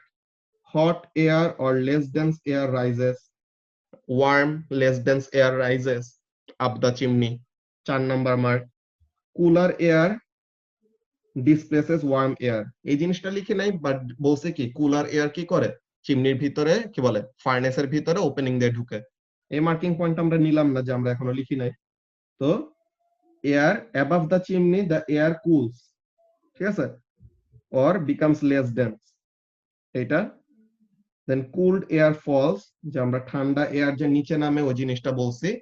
এন্ড ফাইনালি এই প্রসেসটা হলো কনভেকশন, যে কনভেকশনের জন্য কি হচ্ছে, এয়ারের সার্কুলেশনটা হচ্ছে। সো আমরা 6টা পয়েন্ট লিখছি, আর লাগবে হলো 5টা। সো তাহলে আমাদের কি মার্ক কাইটা দিবে আজিজুল? একটা পয়েন্ট বেশি লিখছি দেখা। না ভাই, নেগেটিভ মার্ক। তাহলে আমরা 5 মার্কস ছিল, 5 এ পাবো। ওকে, সো আমরা কিন্তু আগে অ্যান্সার করতে সময় জানতাম না যে মার্কস স্কিমে কোন কোন পয়েন্টগুলো অ্যালাউ করা হয়েছে। আমরা আমাদের লজিক ওয়াইজ অ্যান্সারটা আমাদের সিকোয়েন্স যেমন মনে হয়েছে অমনি লিখে ফেলছি। অ্যান্সারে কিন্তু আমাদের কোনো ভুল নাই, আমাদের অ্যান্সারে যে তারা কাটতে পারবে এমন কোনো জায়গা নাই। কিন্তু অনেক সময় এমন আনফরচুনেট কয়টা ব্যাপার হয়, কি হয়, তুমি যে অ্যান্সার লিখছো কাটার কোনো সুযোগ নাই, কিন্তু তোমার কোনো পয়েন্ট যদি মার্ক স্কিমের পয়েন্টের সাথে না মিলে, তো তাহলে তারা মার্ক অ্যালাউ করতে পারবে না। সো তাহলে কি করবা, এমন অ্যান্সারই লিখবা লজিক্যাল এন্ড কোয়েশ্চেনের কনটেক্সট বুঝে যদি তুমি অ্যান্সার করো, দেয়ার ইজ নো ওয়ে যে মার্ক স্কিমের সাথে অ্যান্সার মিলবে না, অলওয়েজ মিলতেই হবে। ঠিক আছে, তো তাহলে এই জিনিসটা গেল। 5 মার্কের অ্যান্সার দেখছো মাত্র কতটুকু জায়গায় আমরা লিখে ফেলছি। জায়গা কিন্তু অনেক বড়ই তারা দিছে। এখন এত বড় জায়গা দিছে মানে এই না যে তোমাকে পুরাটা ভরে লিখতে হবে, ঠিক আছে, যতটুকু অ্যালাউড স্পেস ওইটা মানে এই না যে এটা পুরাটা ভরে লিখতে হবে, আর না হলে মার্ক পাবা না। তোমার মেইন কাজটা কি, সিগনিফিক্যান্ট পয়েন্ট গুলি কভার করতে হবে। আমাদের প্রত্যেকটা লাইনে লাইনে পয়েন্ট ছিল, ঠিক আছে। তো আমাদের সিকোয়েন্সটা কিন্তু একদম ইজি, মার্কস পাওয়ার প্রসিডিওরও খুব ইজি। জাস্ট কি করতে হবে, লজিক্যাল চিন্তা করতে হবে এন্ড কোয়েশ্চেনের কনটেক্সট বুঝে টু দা পয়েন্ট অ্যান্সার করা লাগবে। ওকে, এখন সবচেয়ে ইন্টারেস্টিং কোয়েশ্চেন, কোয়েশ্চেন নাম্বার 12। এই কোয়েশ্চেনটা আমরা ব্রেকের আগে ফুললি শেষ করতেও পারবো না, একটু পর আজান দিয়ে দিবে, তখন নামাজের ব্রেক আবার চলে আসবে, যে 5:10 থেকে 5:20 পর্যন্ত ব্রেক। আজান মনে হয় 12তে দেয়। আচ্ছা দেখি এখানের মধ্যে ফার্স্ট কোয়েশ্চেনটা পড়ি। আ student has 2 computer hard drives. আচ্ছা, বড়লোক মানুষ, 2টা হার্ড ড্রাইভ আছে। হ্যাঁ দিব, এই রেকর্ডিং পেয়ে যাবো, এটা কোনো সমস্যা নাই ফরমান। সো এখন এখানের মধ্যে যে কথাটা বলতেছি, যে স্টুডেন্টের 2টা হার্ড ড্রাইভ আছে, one is black and one is white. Wow. The student places the white hard drive on top of the black one as shown in photograph A. Photograph A তে এমন দেখানো আছে যে কালোটার উপরে সাদাটা প্লেস করছে। আচ্ছা ভালো কথা, কালোটার উপরে সাদাটা প্লেস করছে। এখন বলল the student connects both hard drives to a computer so that they receive the same amount of electrical power. So সাদা হার্ড ড্রাইভ যত পাওয়ার পাচ্ছে, কালো hard drive same amount of power পাচ্ছে। ওকে, the temperature of the hard drives rises as they work. So যত hard drive গুলা electrical সাপ্লাইয়ের সাথে connected থাকবে, তত কি হবে, তারা গরম হয়ে যাবে আর কি। ঠিক আছে, হার্ড ড্রাইভ গুলা যত কাজ করে তত এরকম গরম হয়ে যায়। ওকে, হইলো ভালো কথা। এখন বলতেছে the student then rearranges the hard drives so that the black one is on top as shown in photograph B. যে এখন সে রিভার্স ওয়েতে রাখছে, যে সাদাটাকে নিচে রাখছে, কালোটাকে উপরে রাখছে। ওকে, তো এখন এখানের মধ্যে পজিশন চেঞ্জ করলো। এখন বললো কি, the hard drives are still working but their temperature is lower than before. এই কোয়েশ্চেনটার মানে হলো এরকম, যে এখানে লোয়ার টেম্পারেচার আর সাদাটাকে উপরে রাখলে কি হয়, হায়ার টেম্পারেচার, যে বেশি গরম হয়ে যায়। হার্ড ড্রাইভ গুলা সাদাটা উপরে রাখলে বেশি গরম হয়ে যায়, আর কালোটা উপরে রাখলে কম গরম হয়। এখন তোমার ফিজিক্সের কনসেপ্ট ইউজ করে বলতে হবে যে রিজনটা কি, যে সাদাটা উপরে, দোনোটা সেম টাইপের অপারেশন করে, দোনোটা সেম পাওয়ারের hard drive, same amount of electrical energy নেয় তারা নিজের ভিতরে, তো তাহলে সাদাটা উপরে রাখি নাকি কালোটা উপরে রাখি, এটাতে কি এমন যায় আসতেছে যে কালোটা উপরে রাখলে টেম্পারেচার কম হয় আর সাদাটা উপরে রাখলে টেম্পারেচার বেশি হয়? এক্সিলেন্ট আজিজুল, এরকম টাইপেরই অ্যান্সার হবে আমাদের। তো এই যে কোয়েশ্চেন নাম্বার 4 কি বলে 4 মার্কের একটা কোয়েশ্চেন তারা জিজ্ঞাসা করছে, কি জিজ্ঞাসা করলো দেখো, explain why the hard drives work at a lower temperature when the black one is on top। যে কালোটা যখন উপরে রাখা হয়েছে তখন টেম্পারেচার কেন কম, আর সাদাটা যখন উপরে রাখা হয়েছে তখন টেম্পারেচার কেন বেশি, এই জিনিসটা তোমাদেরকে এক্সপ্লেইন করতে বলছে। এন্ড এক্সপ্লেনেশনের জন্য 4 মার্ক পাবা, and that is question number 12। So question number 12টা তোমরা ফার্স্ট একটা কাজ করবা, তোমরা ফার্স্ট এখন এখানে চিন্তা করো, ঠিক আছে? ইয়েস মুতাসিম, এমন টাইপের ব্যাপার। ওকে, তো এখন এখানের মধ্যে তোমরা এই কোয়েশ্চেনটা চিন্তা করে একটা অ্যান্সার রেডি করো। আমরা 5:20 তে ক্লাসটা রিজিউম করব, ঠিক আছে? 5:20 তে ক্লাসটা রিজিউম করব, এখন আমাদের নামাজ ব্রেক। ওকে,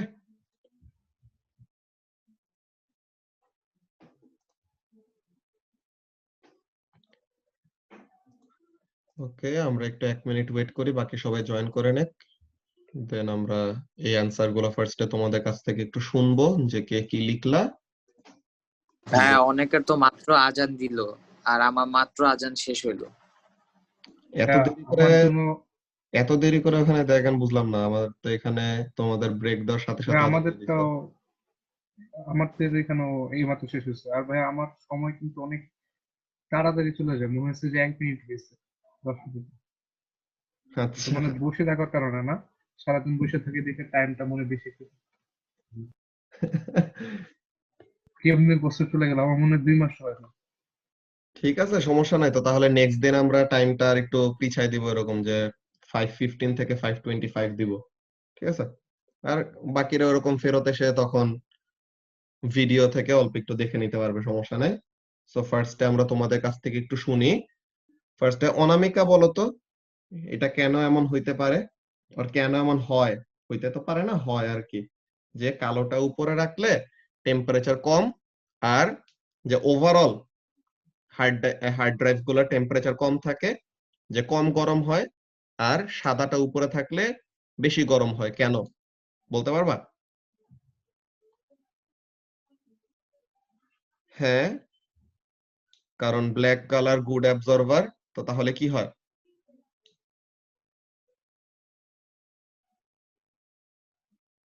ব্ল্যাক কালার গুড অ্যাবজর্ভার হলে কি হবে?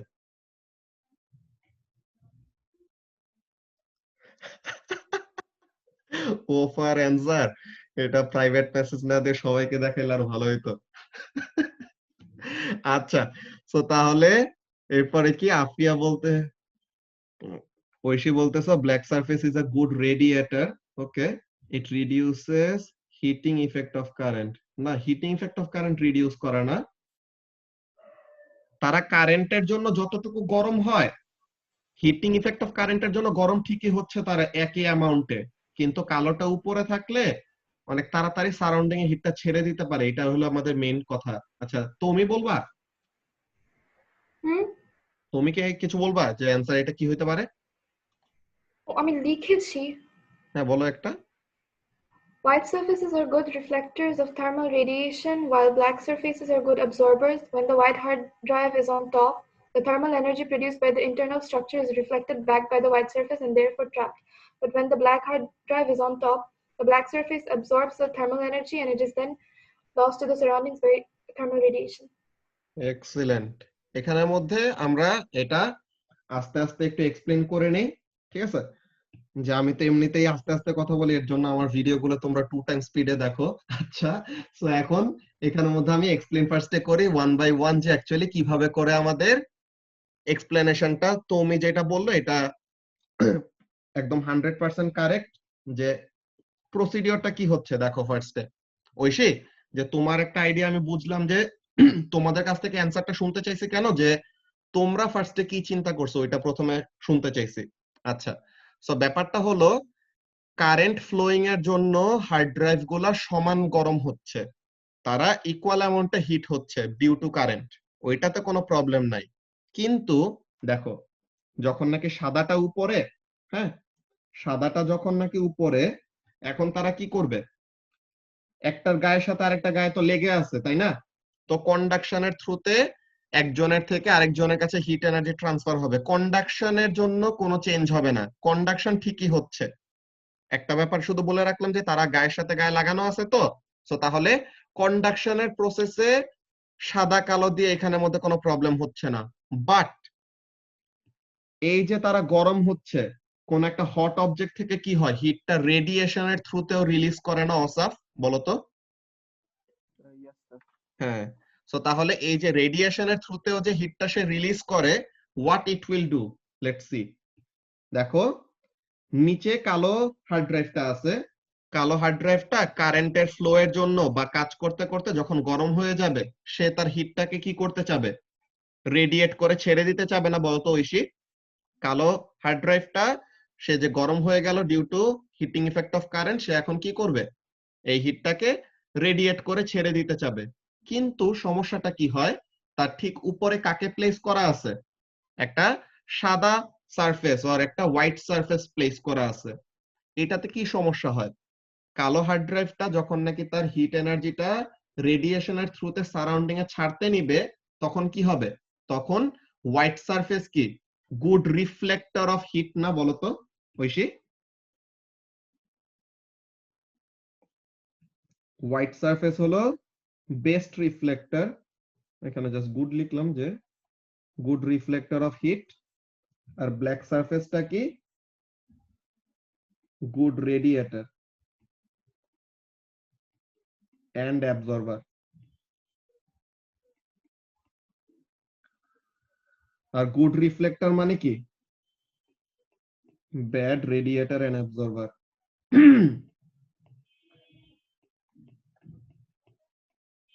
আর গুড রেডিয়েটর এন্ড অ্যাবজর্বার মানে ব্যাড রিফ্লেক্টর। সো এইগুলা প্রপার্টি কিন্তু তোমাদের লেকচার ভিডিওতে কভার করা হয়েছে। এখন দেখছো কনসেপ্টটা কিন্তু এতটুকুই, যে white shiny surfaces are good reflectors and reflecting property ভালো মানে absorbing property and radiating property খারাপ। আর black surfaces are good radiator and absorber, and good radiator and absorber মানে ব্যাড রিফ্লেক্টর। এতটুকুই কিন্তু তোমরা শিখছো, তোমরা কিন্তু কোনো কনটেক্সট নিয়ে শিখো নাই যে কালো হার্ড ড্রাইভ উপরে রাখলে কি হবে, সাদা হার্ড ড্রাইভ উপরে রাখলে কি হবে, এইসব কিন্তু স্টুডেন্ট বুকে নাই। বিকজ সিচুয়েশন তোমার সবসময় সেম হবে এমন কোনো কথা না, তোমার বুঝতে হবে কি এই কোর কনসেপ্ট গুলি বুঝা লাগবে, এই লজিক গুলা ইউজ করে তোমার অ্যান্সারটা সাজাইতে হবে, যেটা তুমি করছে। খেয়াল করো কাজটা কি, যেটা বলতেছিলাম, when they are connected to the computer দোনোজন সেম অ্যামাউন্টে গরম হচ্ছে, ওকে। কালো সারফেসটা কি বলে, কালো হার্ড ড্রাইভটা গরম হয়ে তার এনার্জিটা রেডিয়েশনের থ্রুতে ছেড়ে দিতে চাবে, কিন্তু সে যে এই যে রেডিয়েশনের থ্রুতে ছেড়ে দিতে চাবে, প্রবলেমটা কোথায়, প্রবলেমটা হলো তার ঠিক উপরে একটা সাদা সারফেস দেওয়া। সো হোয়াট উইল হ্যাপেন, সাদা সারফেসের মধ্যে ওই রেডিয়েটেড হিটটা আবার রিফ্লেকশন হয়ে ব্ল্যাক হার্ড ড্রাইভে ফেরত চলে আসবে। আবার ব্ল্যাক হার্ড ড্রাইভ হলো ভালো অ্যাবজর্বার, তো সে আবার ওই রিফ্লেক্টেড হিটটাকে আবার অ্যাবজর্ব করে নিবে। সো তখন কি করতে পারতেছে না, ইফেক্টিভলি একটা সমস্যা হচ্ছে। হোয়াট ইজ হ্যাপেনিং অনামিকা, এখানের মধ্যে ব্ল্যাক হার্ড ড্রাইভের হিট এনার্জিটা সারাউন্ডিং এ ঠিক মতো ছড়াইতে পারতেছে না, এটা হলো একটা সমস্যা। আর একটা সমস্যা কি, সাদা হার্ড ড্রাইভ তো এমনিতেই ভালো রেডিয়েশন দিতে পারে না, যে সে হিটটা রেডিয়েট করতে পারে না, সো সে নিজে গরম হইতেছে কিন্তু সে হিটটা রিলিজ করতে পারতেছে না।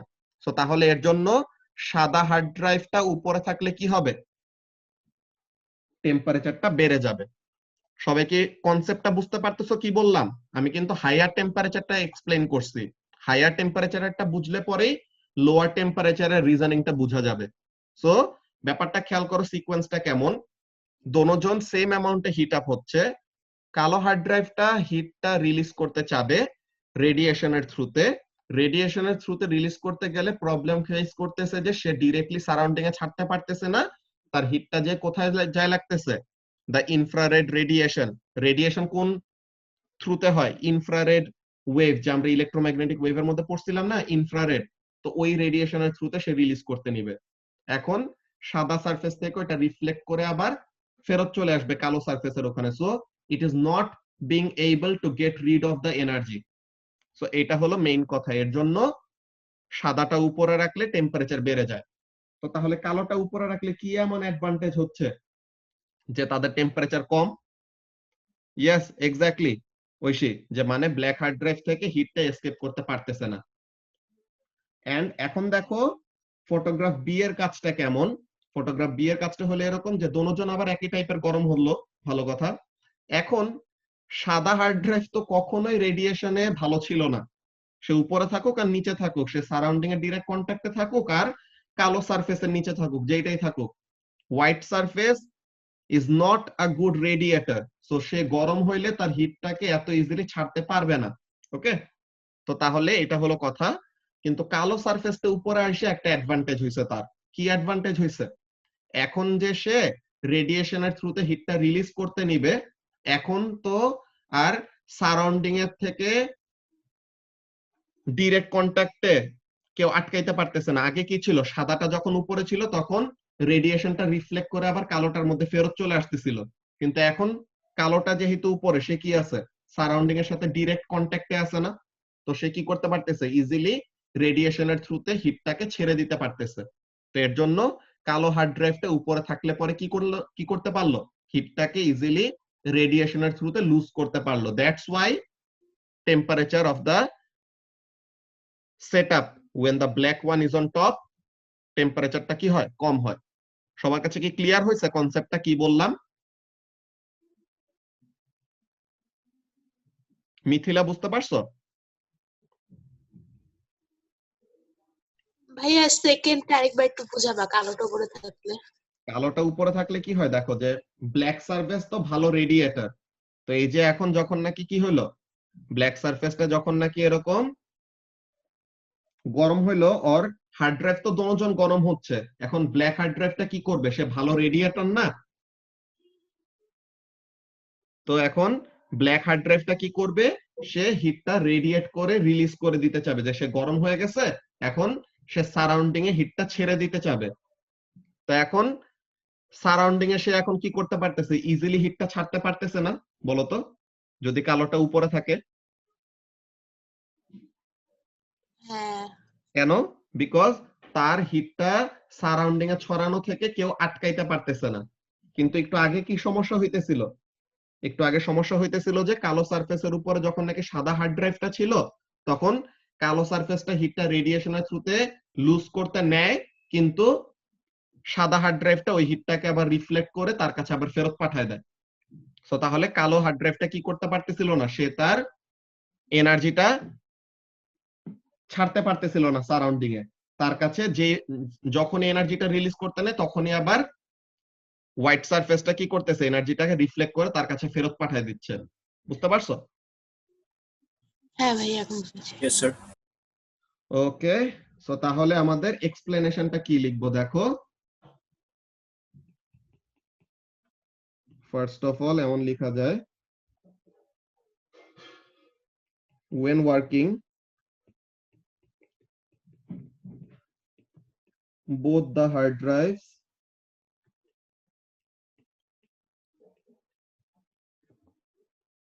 gain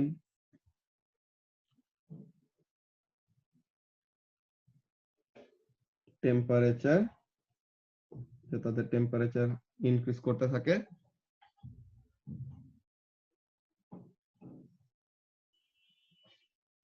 both the hard drives gain temperature when the black one is on top, it can radiate the heat energy away to the surroundings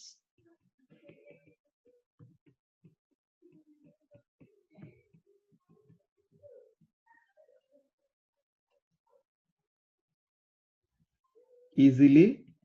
কেন? Because black surfaces are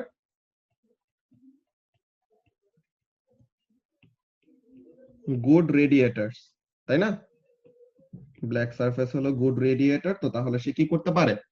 সে হিটটা সুন্দর মতো সারাউন্ডিং এ ছেড়ে দিতে পারে, which was not possible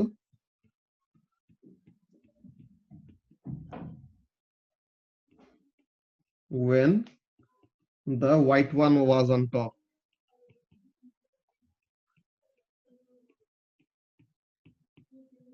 কেন সাদাটা উপরে থাকলে এটা পসিবল হইতো না?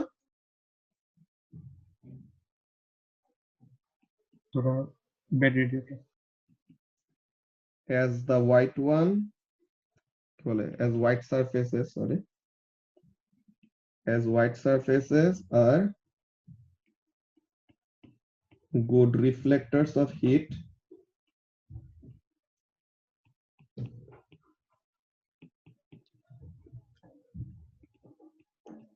when it is on top, it reflects the infrared back to the black hard drive. So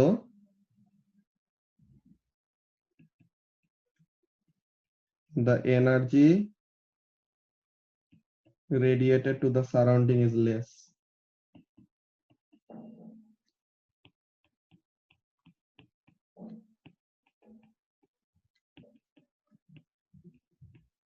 so তাহলে এখানে কিন্তু আমরা দোনোটা সিচুয়েশন নিয়ে এখানের মধ্যে এক্সপ্লেনেশন দিছি। কি বললাম? যে যখন কাজ করতেছে তখন দোনোজনেরই টেম্পারেচার বাড়লো, ভালো কথা। এখন কালো হার্ড ড্রাইভটা যখন নাকি উপরে আছে তখন কি করবে? সে যেহেতু ভালো রেডিয়েটর, সে ডিরেক্টলি সারাউন্ডিং এ হিটটা ছেড়ে দিতে পারতেছে in the form of radiation. কিন্তু এইটা সাদাটা উপরে থাকলে পরে পসিবল হইতো না। কেন? যেহেতু সাদা সারফেস হলো ভালো রিফ্লেক্টর, তো তখন কি হয়? ব্ল্যাক হার্ড ড্রাইভ হিটটা রিলিজ করতে সময় হোয়াইট হার্ড ড্রাইভটা ওইটা রিফ্লেক্ট করে আবার ব্ল্যাক এর কাছে ফেরত পাঠায় দেয়। তো এটা হইলে পরে কি করতে পারতেছে না? ইফেক্টিভলি সারাউন্ডিং এর কাছে এনার্জিটা রেডিয়েট করে রিলিজ করতে পারতেছে না। ব্যাপারটা বোঝা গেছে আজিজুল? জি ভাই। তো তাহলে এখানের জন্য কাজটা কি হবে? আমরা যদি অ্যানসার গুলা দেখি, কোশ্চেন নাম্বার 12, এখন এখানের মধ্যে এই এনি 4 অফ, এখানে 6টা পয়েন্ট দেওয়া আছে, তো যে কোনো 4টা। সো ফার্স্ট একটা কি? যে transfer between the two is by conduction, যে নিজেদের মধ্যে কন্ডাকশনের থ্রুতে হয়। এই জিনিসটা বলছিলাম এক্সপ্লেনেশনের সময়, কিন্তু লিখি নাই। দেন মার্কিং পয়েন্ট 2 হলো কি? ইনফ্রারেড রেডিয়েশন মেনশন, যে রেডিয়েশনের থ্রুতে রিলিজ হয়, ওটা আইআর এর কথা বলছি। Then emission of thermal energy, যে থার্মাল এনার্জি এমিট করবে সারাউন্ডিং এর কাছে বা লুজ করতে চাবে। এখন correct effect of colour on emission, যে black is a good emitter or radiator, white is a poor emitter or good reflector, এমন। সো কালারের ব্যাপার বলছি। কম্পারেটিভ সারফেস, যে black loses more heat than the white, যে ব্ল্যাকটা উপরে থাকলে কি হয়? বেশি হিট রিলিজ করতে পারে, বিকজ সে ভালো রেডিয়েটর আর কি। সো তাহলে correct statement about thermal energy flow at equilibrium temperature, যে এখানে মধ্যে ইকুইলিব্রিয়াম টেম্পারেচার বলতে কি? যে যখন নাকি টেম্পারেচার গুলো কি হয়ে যাবে? সেম হয়ে যাবে, তখন কি হবে? তখন আমাদের হিট ফ্লো এর রেট 0 হয়ে যাবে, বিকজ এখানের মধ্যে কি হচ্ছে? ইকুইলিব্রিয়াম টেম্পারেচার মানে সব জায়গার যদি টেম্পারেচার সেম হয়ে যায়, তো তখন আমাদের হিট ফ্লো বন্ধ। এরকম কতগুলো এরকম পয়েন্ট থাকে যেগুলো অ্যাকচুয়ালি আমাদের কোশ্চেন পড়লে ওরকম চিন্তা করলে মাথায় আসে না, কিন্তু অলরেডি কিন্তু আমাদের কাজের কাজ হয়ে গেছে। কি? যে কোনো 4টা পয়েন্ট কভার করতে বলছে না? সো তাহলে আমাদের অ্যান্সারের মধ্যে কিন্তু 4টা পয়েন্টের 6টার মধ্যে 4টা অলরেডি কভার হয়ে গেছে, তাই না Oishi?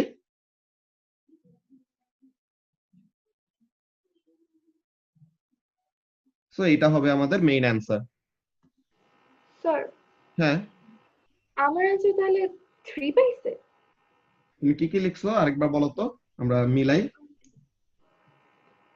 White surfaces are good reflectors of thermal radiation. Thermal radiation লিখেছে, infrared লিখেছে। while black ইনফ্রারেডটা surfaces একটু মেনশন করা লাগবে, এটা বোল্ড করা আছে তো, এটা ইনফ্রারেডটা মেনশন করা লাগবে। সো তুমি এমপি পাইছো, কি বলে MP4 পাইলা, কালারের কথা বলছো, দেন হিট এমিশনের কথা বলছো, সো MP3 পাইছো, দেন um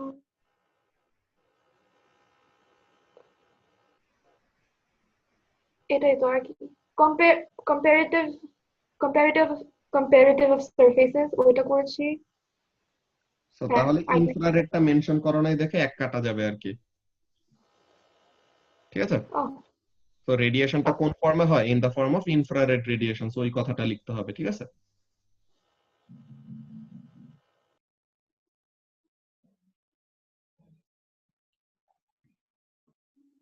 ওকে, সো এখন কোয়েশ্চেন নাম্বার 13। সো এখন আমরা কোয়েশ্চেন নাম্বার 13 এ দেখি কি বলতেছে। কোয়েশ্চেন নাম্বার 13টা খুবই বড়, সো আজকের ক্লাসে মনে হয় 13 এই আমাদের সলভ করা শেষ করে ক্লাসটা শেষ করা লাগবে। সো লেটস সি কি বলতেছে। Question number 13, an electric kettle is connected to 230 volt main supply। এটা বেসিক্যালি অ্যাকচুয়ালি ইলেকট্রিসিটির কোয়েশ্চেন, তো ওখানে মধ্যে অলরেডি একবার করছি, তাও এখানে আমরা ডিটেইল ওয়েতে করাবো। যে ইলেকট্রিসিটির ওগুলো তো তোমাদের রোজার সময় দিছিলাম না একটা টাস্ক, যে ক্লাসরুমে জমা দেওয়ার জন্য, তো ওই সময় তো আমি সবগুলো এরকম বলে দিতে পারি নাই, তো এখন এর জন্য ডিটেইল ওয়েতে বলবো, তাহলে তোমরা বুঝতে পারবা যে কিভাবে ওগুলো সলভ করা লাগতো আরো। Okay, so the power of the kettle is 960 watt. এখন পাওয়ার মানে কি Azizul? Current into voltage.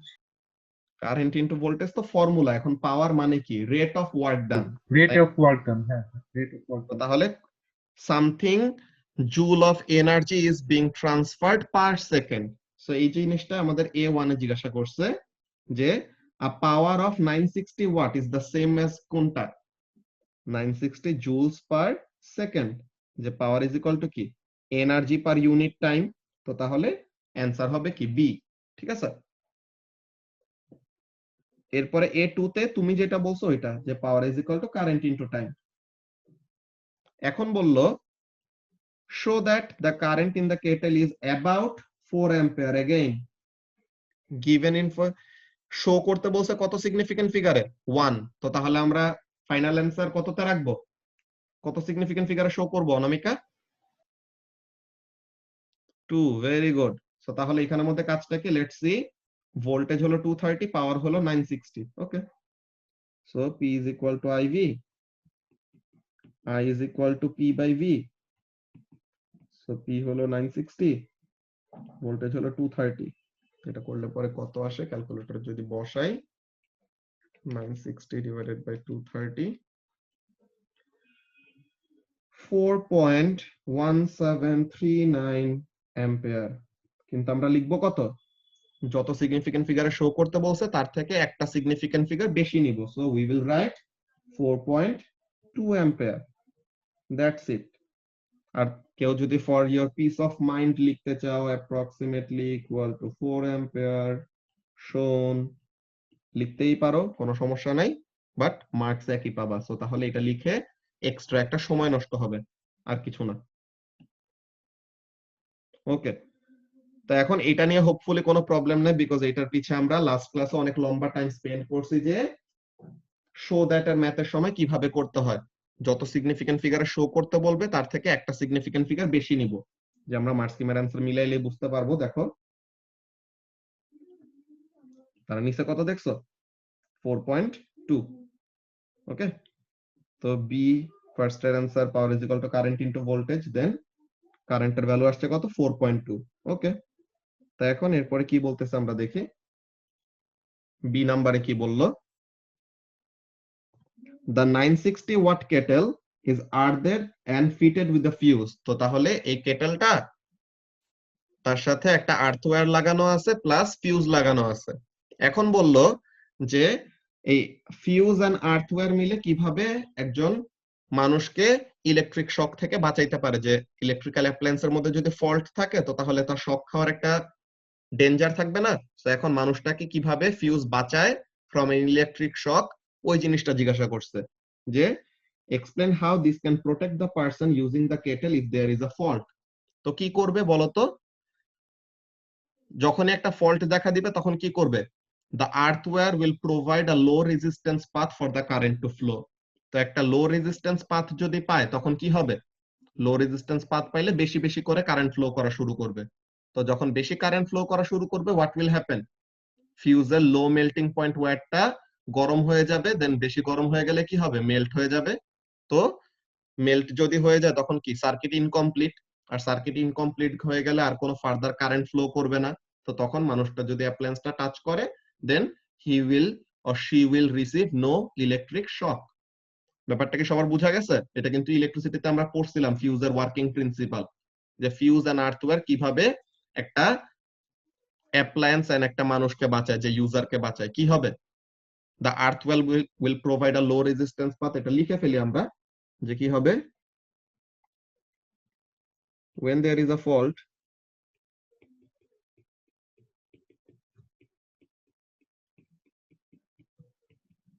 the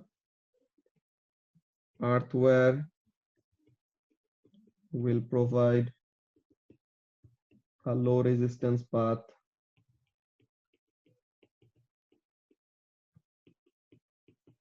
for the current to flow.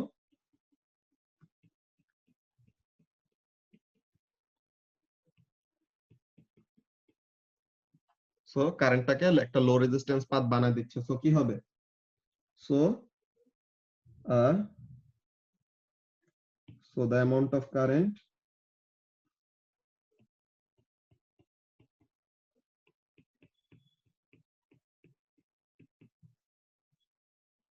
increases and when it exceeds the rating of the fuse, যে কারেন্টের একটা ভ্যালু আছে না, যে ফিউজের একটা ফিউজ রেটিং থাকে, ওই রেটিং এর থেকে বেশি কারেন্ট ফ্লো করলে তখন ফিউজটা মেল্ট হয়ে যাবে আর কি। and when it exceeds the rating of the fuse,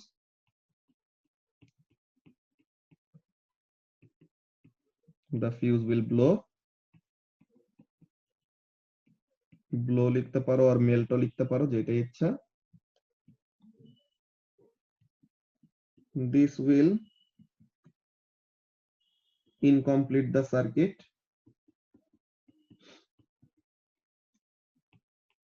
তো সার্কিটটা ইনকমপ্লিট করে ফেললে কি হবে? thus avoiding any electric shock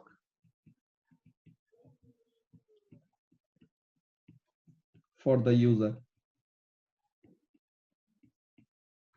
যে এখানের মধ্যে বেসিক্যালি কাজটা কি হয় একটু বোঝার চেষ্টা করো, যে তোমরা স্ট্যাটিক ইলেকট্রিসিটিতে যে জিনিসটা পড়ছিলা না মুবাশিরা, স্ট্যাটিক ইলেকট্রিসিটিতে কি পড়ছিলা? যে কোন একটা সারফেসের গায়ে যদি চার্জ লেগে থাকে, যে ট্র্যাপ হয়ে থাকে, তখন কি হবে? চার্জগুলো তো ট্র্যাপ হয়ে থাকতে পছন্দ করে না, তারা তো চাবে এসকেপ করে ডিসচার্জ হয়ে যাইতে, কোনো কিছু চার্জ থাকতে চায় না। সো এখন চার্জগুলি যখন আটকায় আছে তখন কি করতে চাবে? They will have a tendency to become earthed or they will want to get discharged. So এখন কি হবে? আমরা কি করতাম, যে এয়ারক্রাফট রিফুয়েলিং এর জন্য ল্যান্ড করার পর হোয়াট উই ডু ফার্স্ট একটা আর্থওয়্যার লাগাই দেই এয়ারক্রাফটের বডির সাথে গ্রাউন্ডে কানেক্ট করে, তাহলে যেন কি হয়? এয়ারক্রাফটের বডিতে যত চার্জ ট্র্যাপ হয়েছিল সবগুলো যেন এসকেপ করে গ্রাউন্ডে চলে যায়। দেন আমরা রিফুয়েলিং এর কাজ করতাম। এখানের জন্য কি হচ্ছে দেখো, মনে করো ইলেকট্রিক কেটেলটা আছে, তা এখন মানুষটা কেটেলটা টাচ করলো, এখন মানুষের বডির একটা রেজিস্ট্যান্স আছে, আর ওয়্যারের ভিতর দিয়ে যে ফ্লো করতেছে চার্জগুলো তাদের একটা রেজিস্ট্যান্স আছে। এখন যেই রেজিস্ট্যান্সটা কম পাবে ওই দিক দিয়ে তো কারেন্ট প্রেফার করবে ফ্লো করা। সো মানুষ টাচ করলে অ্যাপ্লায়েন্সটাকে, তো এখন মানুষ যে পাথ বানায় দিছে মানুষের থ্রুতে এসকেপ করতে চাইতে পারে অর আর্থওয়্যারের থ্রুতে এসকেপ করতে চাইতে পারে। কোনটা easy for the current to flow? Earth wire. So তাহলে মানুষের ভিতর দিয়ে ফ্লো না করে কি করতেছে? আর্থওয়্যারের ভিতর দিয়ে ফ্লো করতেছে কারেন্ট। ওকে, এখন এই যে আর্থওয়্যার যে একটা লো রেজিস্ট্যান্স পাথ বানায় দিল, তখন কি হবে? আর্থওয়্যার একটা লো রেজিস্ট্যান্স পাথ বানায় দিলে পরে তখন লাইভ ওয়্যার দিয়ে বেশি বেশি করে কারেন্ট আসবে। আর লাইভ ওয়্যারের সাথে কি কানেক্ট করা থাকে? ফিউজ কানেক্ট করা থাকে। তো এই যে লাইভ ওয়্যার দিয়ে বেশি কারেন্ট আসলো, তখন কি হবে? ফিউজের লো মেল্টিং পয়েন্ট ওয়্যারটা গরম হয়ে যাবে, মেল্ট হয়ে যাবে। মেল্ট হয়ে গেলে কি সার্কিটটি ইনকমপ্লিট করে ফেললো, তো further there will be no incoming of charge or current. So তাহলে কি মানুষটা শক থেকে বেঁচে গেল প্লাস অ্যাপ্লায়েন্সটা এক্সেস কারেন্ট ফ্লোয়িং এর থেকে বেঁচে গেছে। সবার কাছে কি ব্যাপারটা ক্লিয়ার হয়েছে কি বললাম? এটা কিন্তু Yes, sir. ইলেকট্রিক পড়া ছিল, সো আমরা একটা রিক্যাপ করে নিলাম আর কি। এই কোশ্চেন পেপার সলভ করতে সময় আমাদের অনেক কিছু এরকম রিক্যাপ হয়ে যাবে আস্তে আস্তে। আচ্ছা, এখন বললো 2 নম্বরে যে another kettle has twice as much power, যে আগের কেটেলটা 960 ওয়াট ছিল পাওয়ার, এখন নতুন একটা কেটেলের কথা বলতেছে যেটার পাওয়ার হলো 2 টাইমস। ওকে, এখন বললো কি it is connected to the same main supply, so voltage হলো ফিক্সড। সো ব্যাপারটা দেখো, পাওয়ার is equal to current into voltage, right? So এখন ভোল্টেজ হলো ফিক্সড, যে সেম মেইন সাপ্লাই তো অলওয়েজ 230 ভোল্টই দিবে, তো তাহলে ভোল্টেজ হলো ফিক্সড। সো এখন পাওয়ার যদি ডাবল হয় কারেন্টও কি হবে? ডাবল কারেন্ট ফ্লো করবে না আজিজুল? তো তাহলে আগে আমরা কারেন্ট বের করছিলাম কত? 4.2। তো এখন তাহলে এই নতুন কেটেল দিয়ে কত কারেন্ট ফ্লো করবে?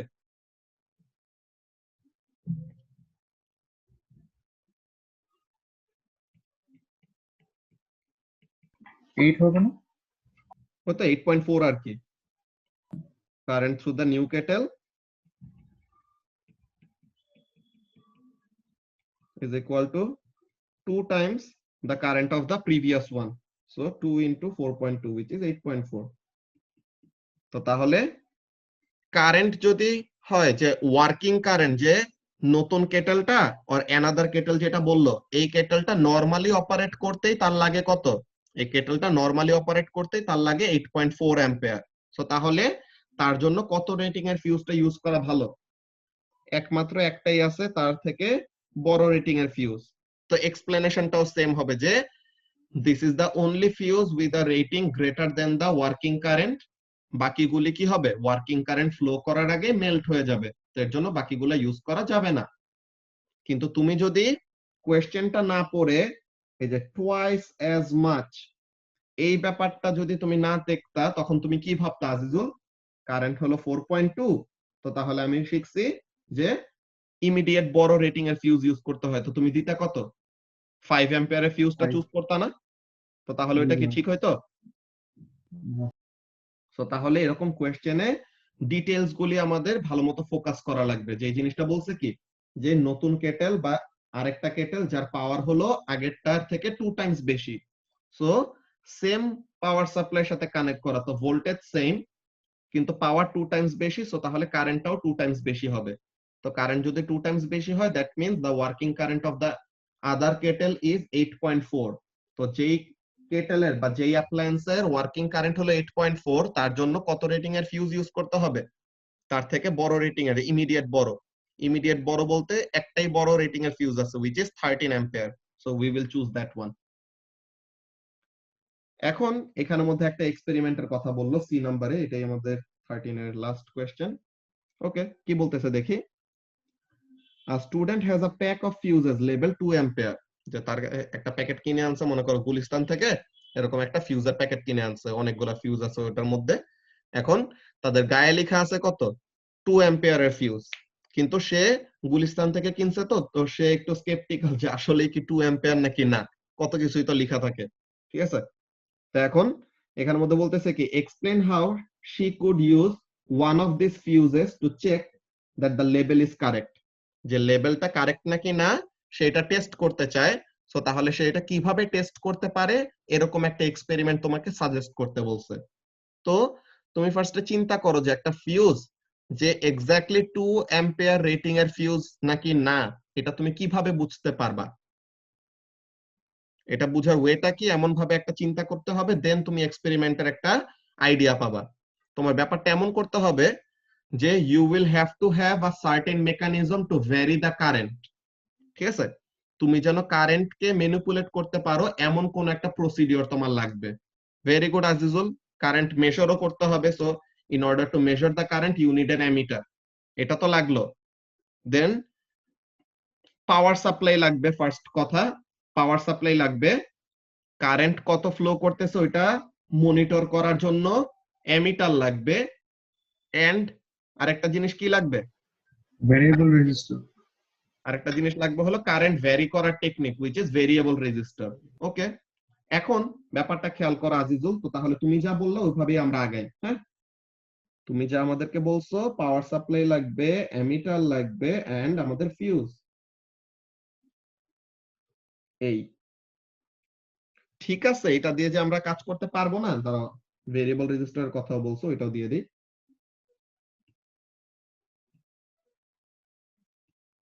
এইটা নিয়ে তোমরা টেনশন করো না যে নেগেটিভ টার্মিনালের কাছে ভেরিয়েবল রেজিস্টারটা দিছে নাকি পজিটিভ টার্মিনালের কাছে ভেরিয়েবল রেজিস্টার দিছি। সিরিজ সার্কিট তো আগে পরে কোনটা কি আছে যায় আসে না। ওকে, তো তাহলে ভেরিয়েবল রেজিস্টার লেফট সাইডে, ফিউজ রাইট সাইডে, অর ভাইস ভার্সা, যেটাই করো নো প্রবলেম। আচ্ছা, ফরমান কি বলতেছো? Flow lower current then the fuse rating, if it doesn't blow then the fuse rating is correct. এটা তো আছে যে ব্লো না করলে ওইটা, কিন্তু ব্লো করে একটা টেস্ট করতে হবে, যে ব্লো করে তুমি দেখবা যে কত কারেন্টের ভ্যালুতে এটা মেল্ট হইলো, তখন তুমি বুঝতে পারবা। এই তো এটা লামিয়া যেটা বলছো যে 2 এর উপরে কারেন্ট দিয়ে দেখবো মেল্ট করে কিনা। এক্সিলেন্ট। সো এখন দেখো এইটা যে করব, এইটা ইয়েস কাজ করবে। আজিজুল কিভাবে কাজ করবে বলো? ফার্স্টে তুমি ভেরিয়েবল রেজিস্টার রেজিস্ট্যান্স অনেক বেশি দিলা, সো কারেন্টের ভ্যালু অনেক কম। আস্তে আস্তে তুমি রেজিস্ট্যান্স কমাচ্ছ, সো কারেন্ট বাড়তেছে। তো কারেন্ট বাড়তে বাড়তে বাড়তে বাড়তে তুমি দেখবা যে 2 অ্যাম্পিয়ার রিচ করার আগ পর্যন্ত ফিউজটা মেল্ট করে নাকি। মেল্ট না করলে তো ভালো, দেন 2 অ্যাম্পিয়ারের একটু বেশি দিবা, দেন দেখবা মেল্ট করে নাকি। তো মেল্ট যদি করে যায় তাহলে তুমি বুঝলা যে রেটিংটা ঠিক আছে। কিন্তু এই সার্কিটের মধ্যে আরেকটা কাজ করলে আমাদের ইন্সপেকশনটা আরো ভালো মতো হবে। কিভাবে? তুমি কিন্তু ফিউজের ভিতরে ওরকম ভালো মতো দেখতে পাবা না যে ফিউজের লো মেল্টিং পয়েন্ট ওয়াটটা কি গলে গেছে নাকি না। এটার জন্য ডিটেক্টিং কোন একটা মেকানিজম থাকলে ভালো হয় না আজিজুল? এর জন্য আমরা কি করতে পারি? এর জন্য সাথে আমরা একটা বাল্ব অ্যাড করে দিতে পারি।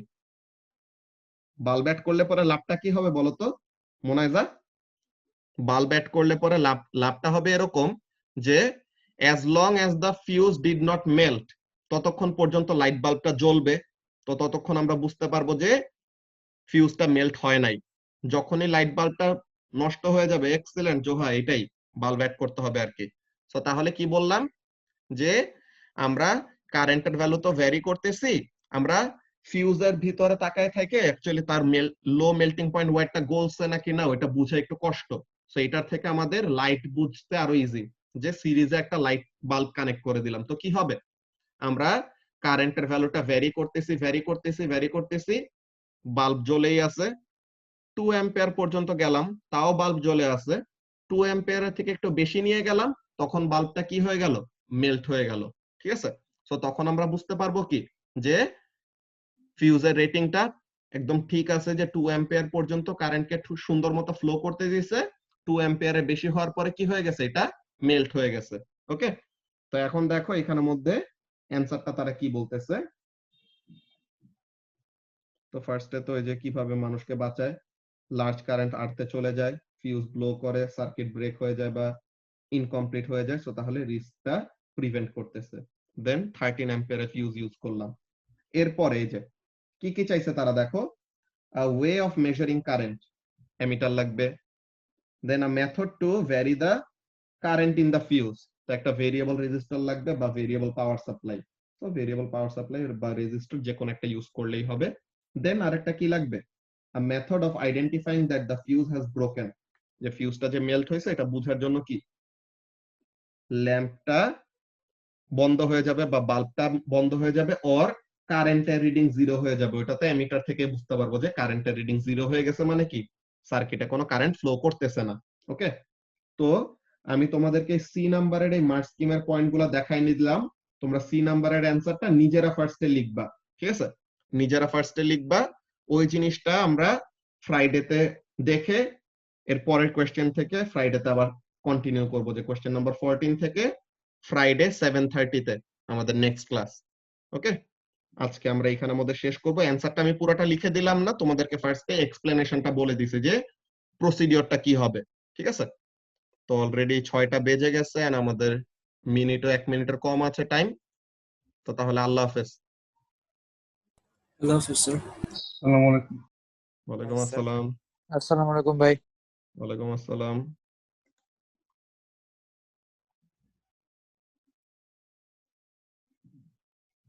আচ্ছা, ওখানে মুতাসিম ওরা কিন্তু মেটাল ইউজ করে, যে অ্যালুমিনিয়াম ওরকম ইউজ করে, ওগুলার কাজ আছে, আর প্লাস একটু দেখতে সুন্দর লাগে কালো কালার, বুঝছো? ওয়ালাইকুম আসসালাম ইয়াহিয়া।